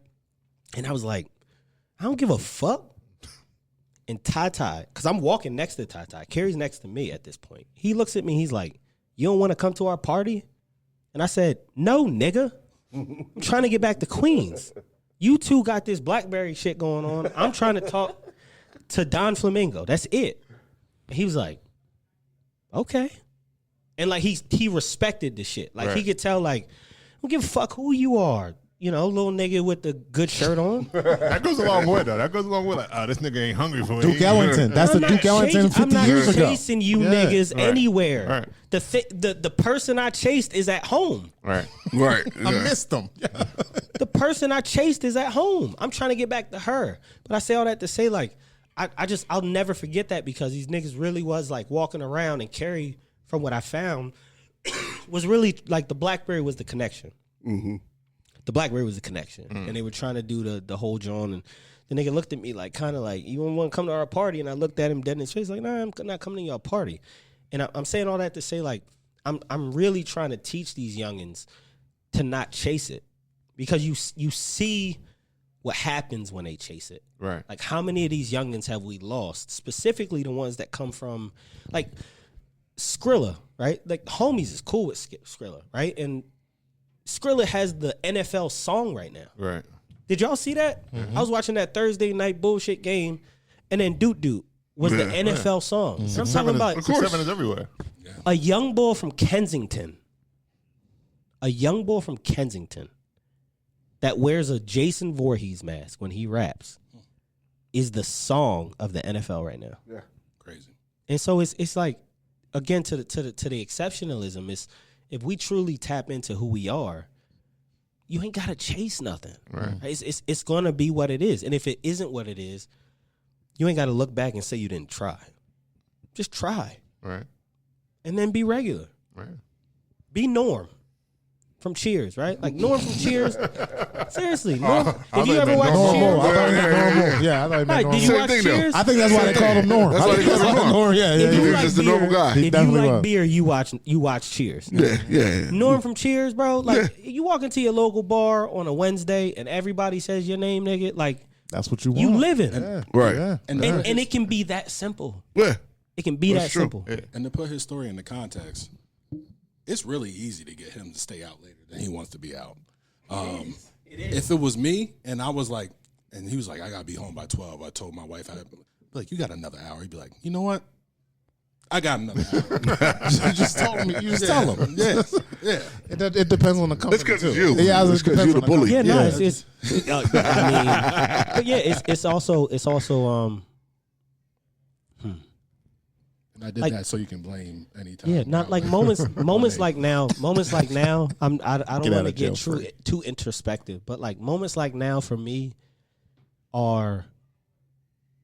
they're what this thing is about. Right? Like moments like now are what this thing is made of.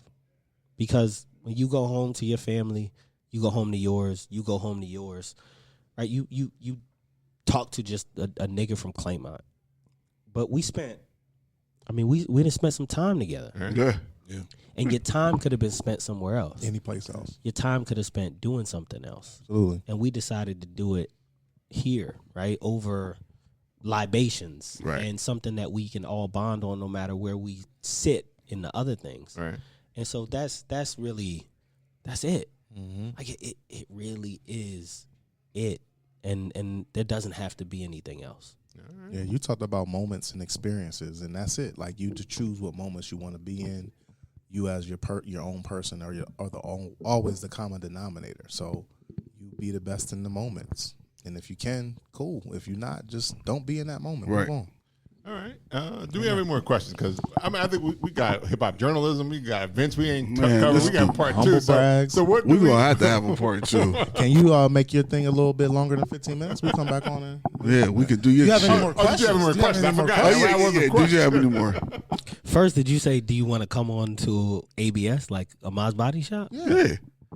I'd open it up to y'all. Okay. For sure. See, that's what I'm talking about. Yo, we special I got on this 15 minutes of bitch. He said, I got 15 minutes of words. Don't I ask? I do.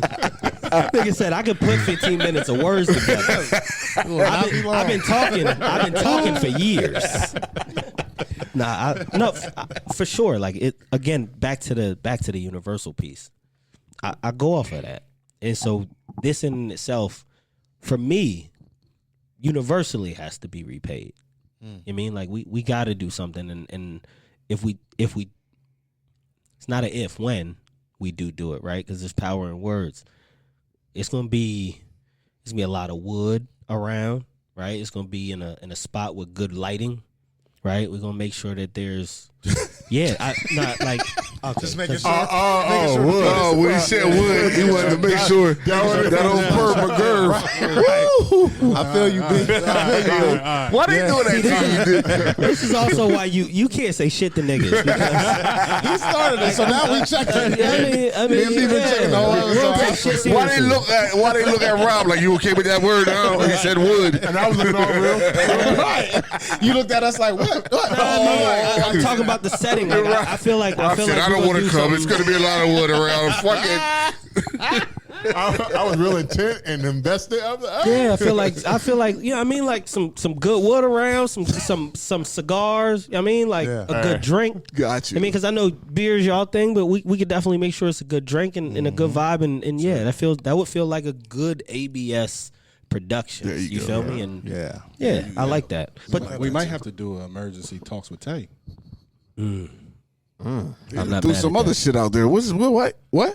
Emergency talks with Tay. that was the Talks first with one. Tay was the original podcast. Yeah. Okay. The original podcast. What's the name of it now, though? It's at Run the it shop. back. At the shop, It's right? called At the Shop. At Yeah, the because it's Shop. just me. But But the one we used to do together was called Got you. Talks with Tay. I feel like Talks with Tay should be the name of it now. I don't know. It's not my thing. It ain't my thing. we can talk about it. We can talk about the branding off mic. Yeah, Because for sure. if he talks about talk with Tay, he's on humble brag for another 30 minutes. Because there was some good. There was some good. Nah, we had. I'm sure. Is it still up? Is it We had still a up? cat on there. Like, I mean, Larry's a state representative now. State representatives. Yeah, we had not cat who partially raised me at the Boys and Girls Club. He came on before he ran for the district Awesome. in Delaware, and now he's a state representative. Awesome. We need to talk to him. We be having state rep. Oh yeah, now you gotta have Larry. What Yeah, Larry? we just is- had a state representative. yeah, nah, Larry was on Oprah in like the that's dope. '90s, Yeah, he was. working at a Boys and Girls Club. That's dope. Yeah, he went to Brandywine. Yeah. Yeah, no, Larry is one of those dudes. But another question. Oh, you got another one? Yeah, I want to ask these niggas. They didn't ask me my whole life. Y'all have a lot of these, right? Like y'all done sat down and talked over to 300. people, like a lot of these, right? And so Like over 100. They probably over 100 people. as you continue to do it, how have you seen yourself change in the conversation? That's funny. 'Cause we had this conversation before. Like, it's been a while. Wow. But How have we seen ourselves change? I think that one thing that I seen change is that our dynamics between the three of us has changed a lot. As far as we can kind of predict what Rob's doing, what Rob going to do. Lou, saying like we all can kind of predict like our vibe for the day, right? That's one. And then I think our questions, the way we ask questions, are more intentional than they have been when we first started.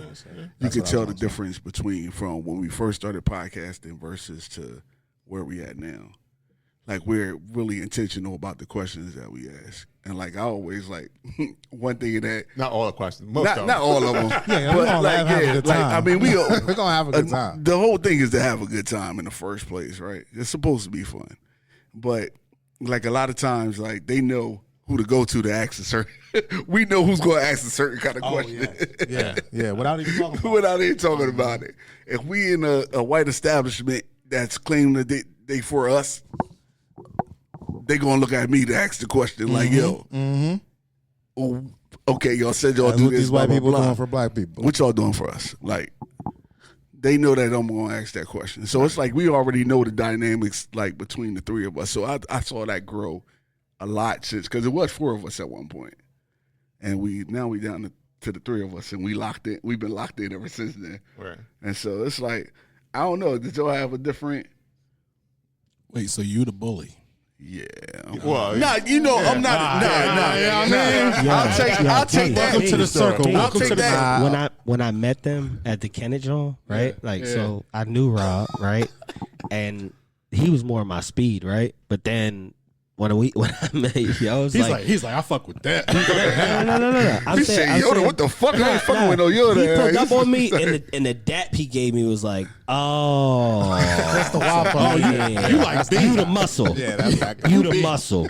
Nah, Yeah. and I ain't no bully, but it's like I don't know. Sometimes I don't think before I talk. So I'm one of those people that just like what's on my mind, I'm gonna say it. And I mean, no hard feelings. It's just we all need those people. That's how B is. We all need those people. Yeah. It's just.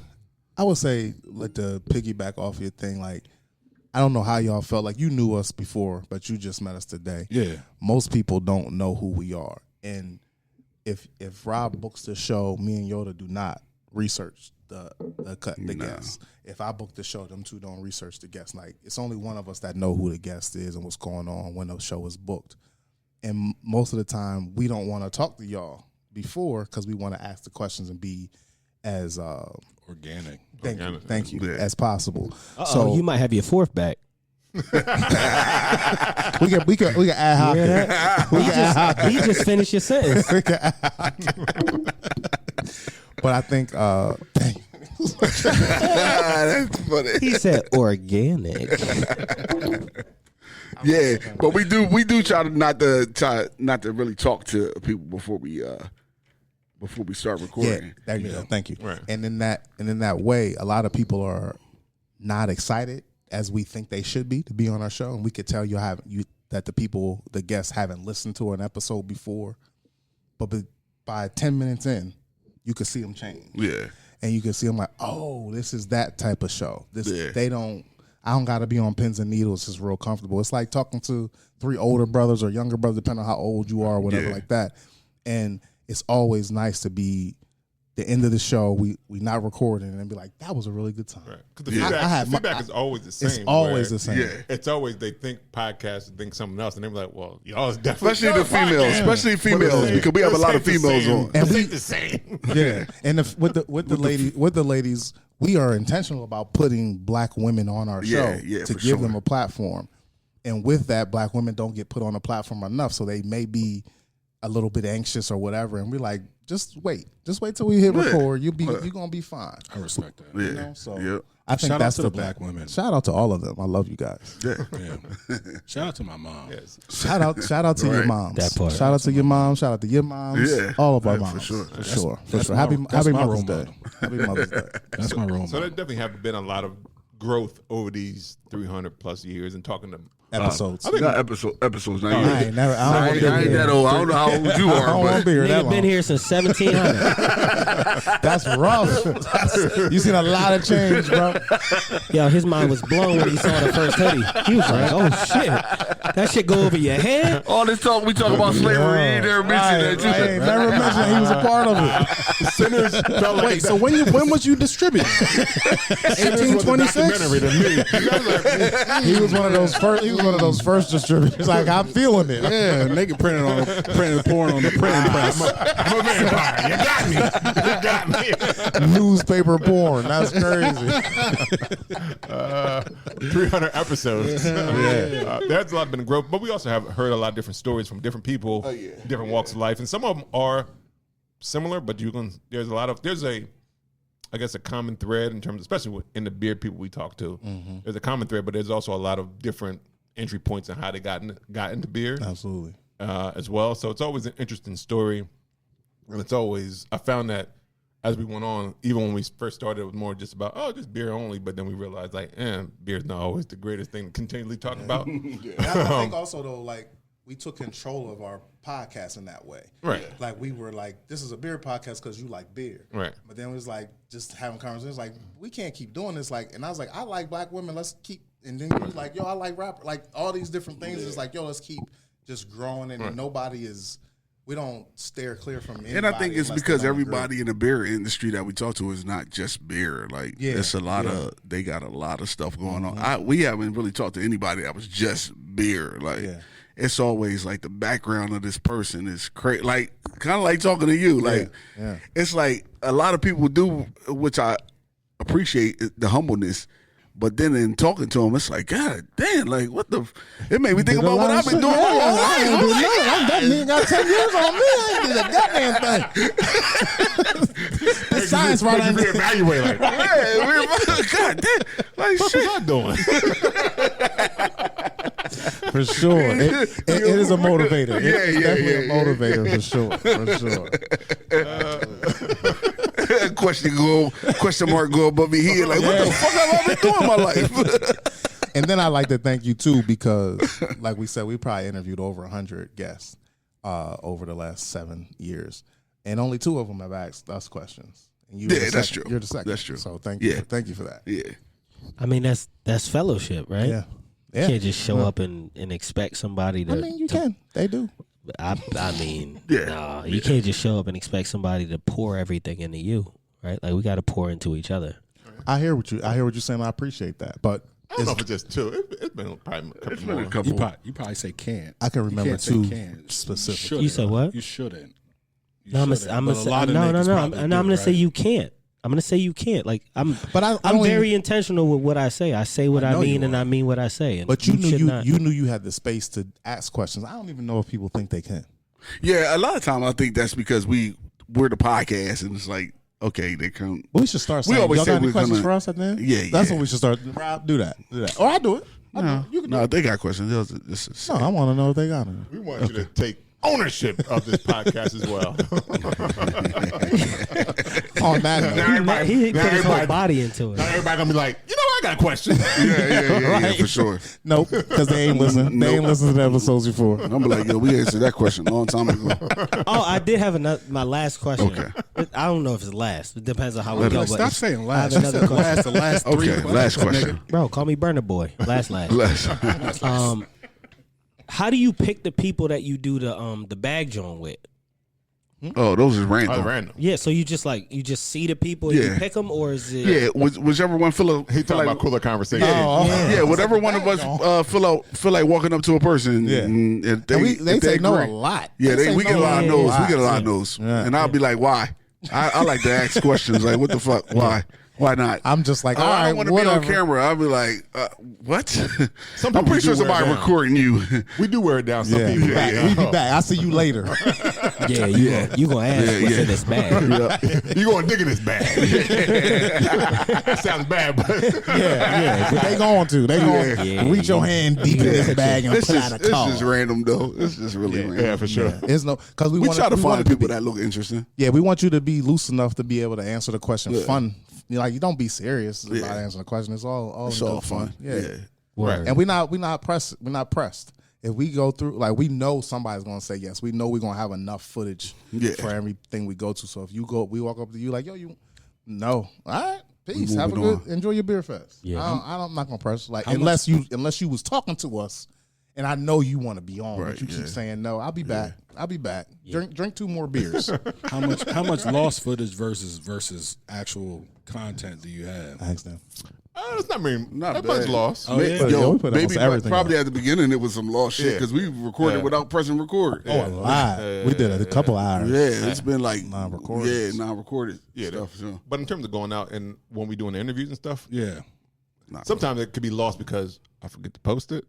But it's not lost. And- It's still there. yeah, I just didn't post And it. they cut a lot because sometimes I could be long winded on a commercial. Right. On That my and then interviews. like if we get because we do a lot of content too, just getting content at places that we go to. Yeah. And it's like sometimes like me and Rob may get content. If Rob posts content at the same place, I'm not fucking posting it. Right. I'm deleting it right out my phone. I'm like, yup. doop. and But I if- just send them everything I got. Yeah. Like y'all do what y'all want. So I'm sure my shit get deleted a lot. Yeah. I But can care less. there are some interviews that have not been posted, neither because I forgot or just when I listened to it, I was like, It's just wasn't that interesting? yeah. And then sometimes like it be so many. Like one day we did a lot of interviews, and then we was just like, oh my god, it's been 3 months, and we still got 6 more interviews. I'm like, that's the time pass. Well, I might still post them. You'll see. We'll see. Yeah. I mean, Y'all need to do a Nas, the lost tapes and shit. yeah. I like that. We could. Yeah. We could. Do-Rags was on the Do-Rags. Lost I was gonna Tapes. say do-rags is fire. One of the best songs ever. Do-rags. But we do appreciate everybody who has taken the time to speak to us, even if it's as in the podcast or out in the beer festival doing cooler conversations.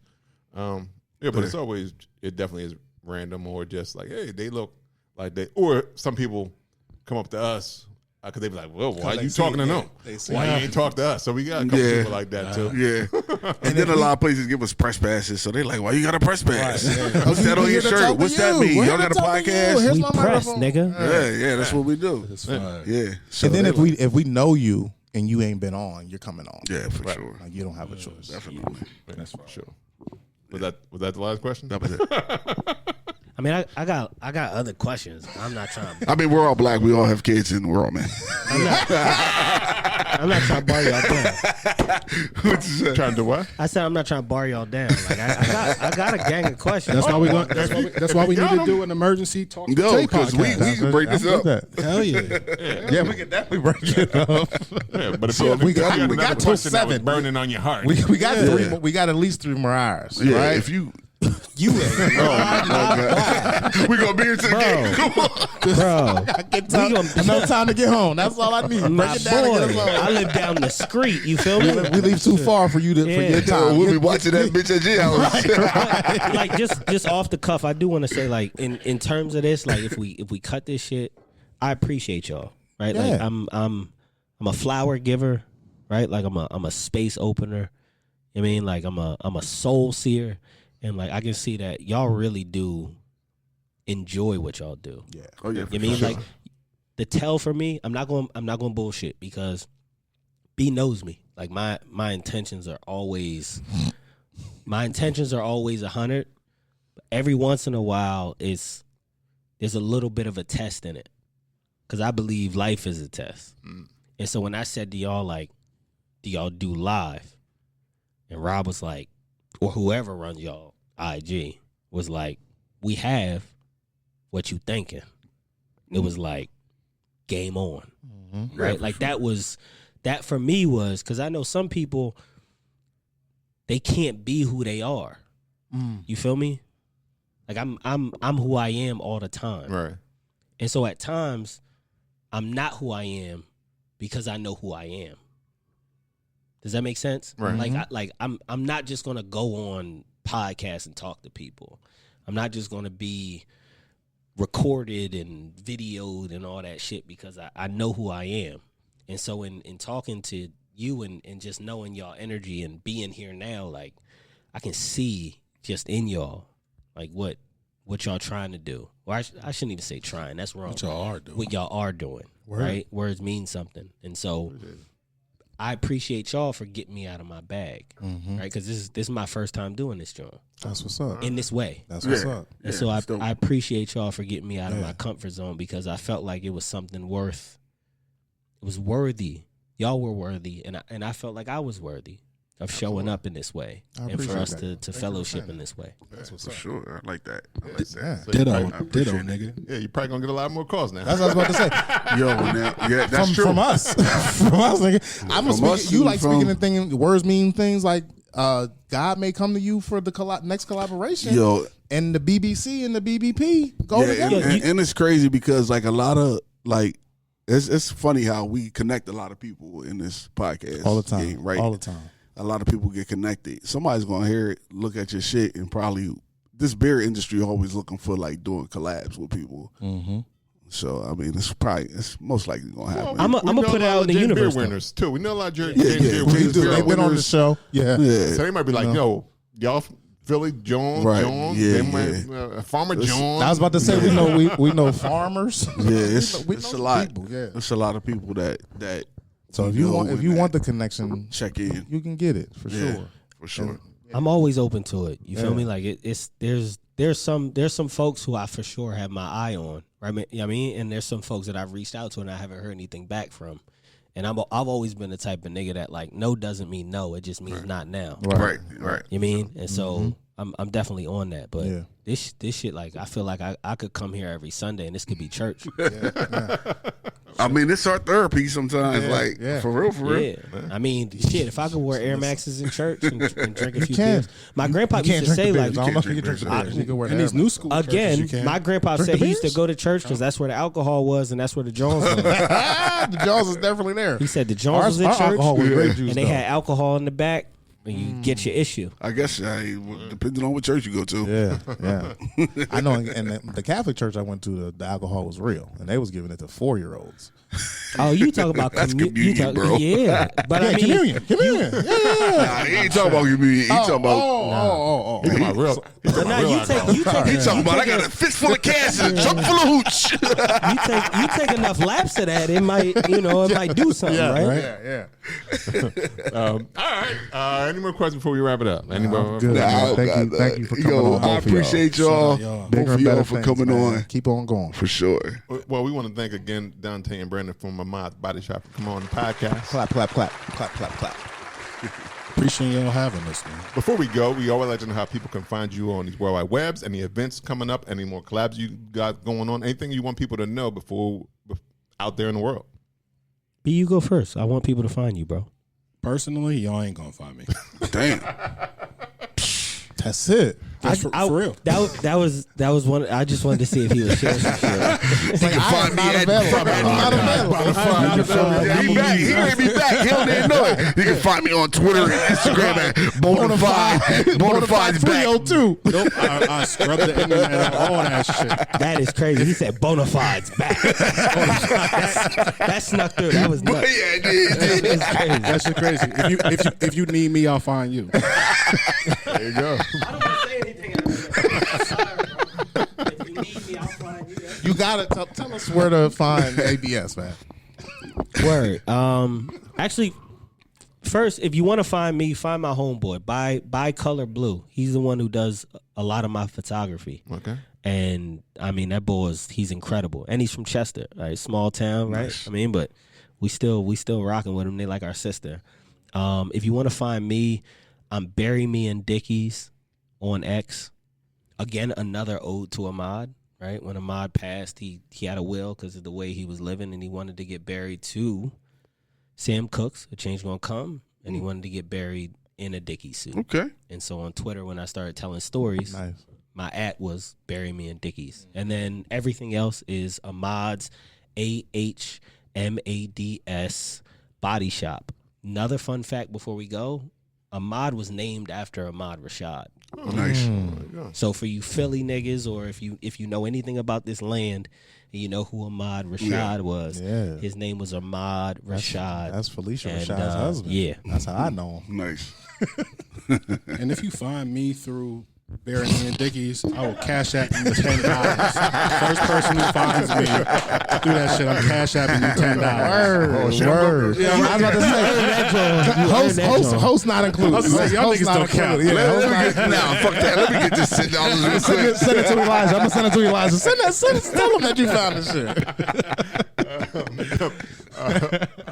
All right, how can they find you? You can find me on IG at IM302YODA. Lou? My name is Lou Belgium, and I'm on them Instagrams. And you can find Bruising Banter Podcast on Instagram, Facebook, or Twitter at Bruising Banter Podcast. You can even go to www.bruisingbanter.com if you want to check it out. Get us merch that we got. You can support the podcast. Do that way. Remember to follow, rate, review. Go to YouTube. Follow there, too. TikTok. All that good stuff. Slowing down, he lost. Sorry, that was embarrassed. He lost me. Boy getting sleepy on him. It's a lot of places they got to check, so I was trying to make sure I got them all. You know where we at. We everywhere. Google us. We everywhere. There you go. There you go. Google. Our SEO is popping because you put us in. We were on top of the top. top Yeah, there. so Google us. You get to the SI. We in there, baby. That's fire. Y'all said all the shit I'm not on. I'm still on Black Planet. I still got mine. I'm still logged in. You can find me on MySpace. I read that a long time ago. You want to follow me, Rob Stay Bruising. You can find me on Instagram there. This has been another episode of Bruising Banter Podcast. Until next time. Have a good week, everybody. Bye. Peace. Yo, you gotta wait.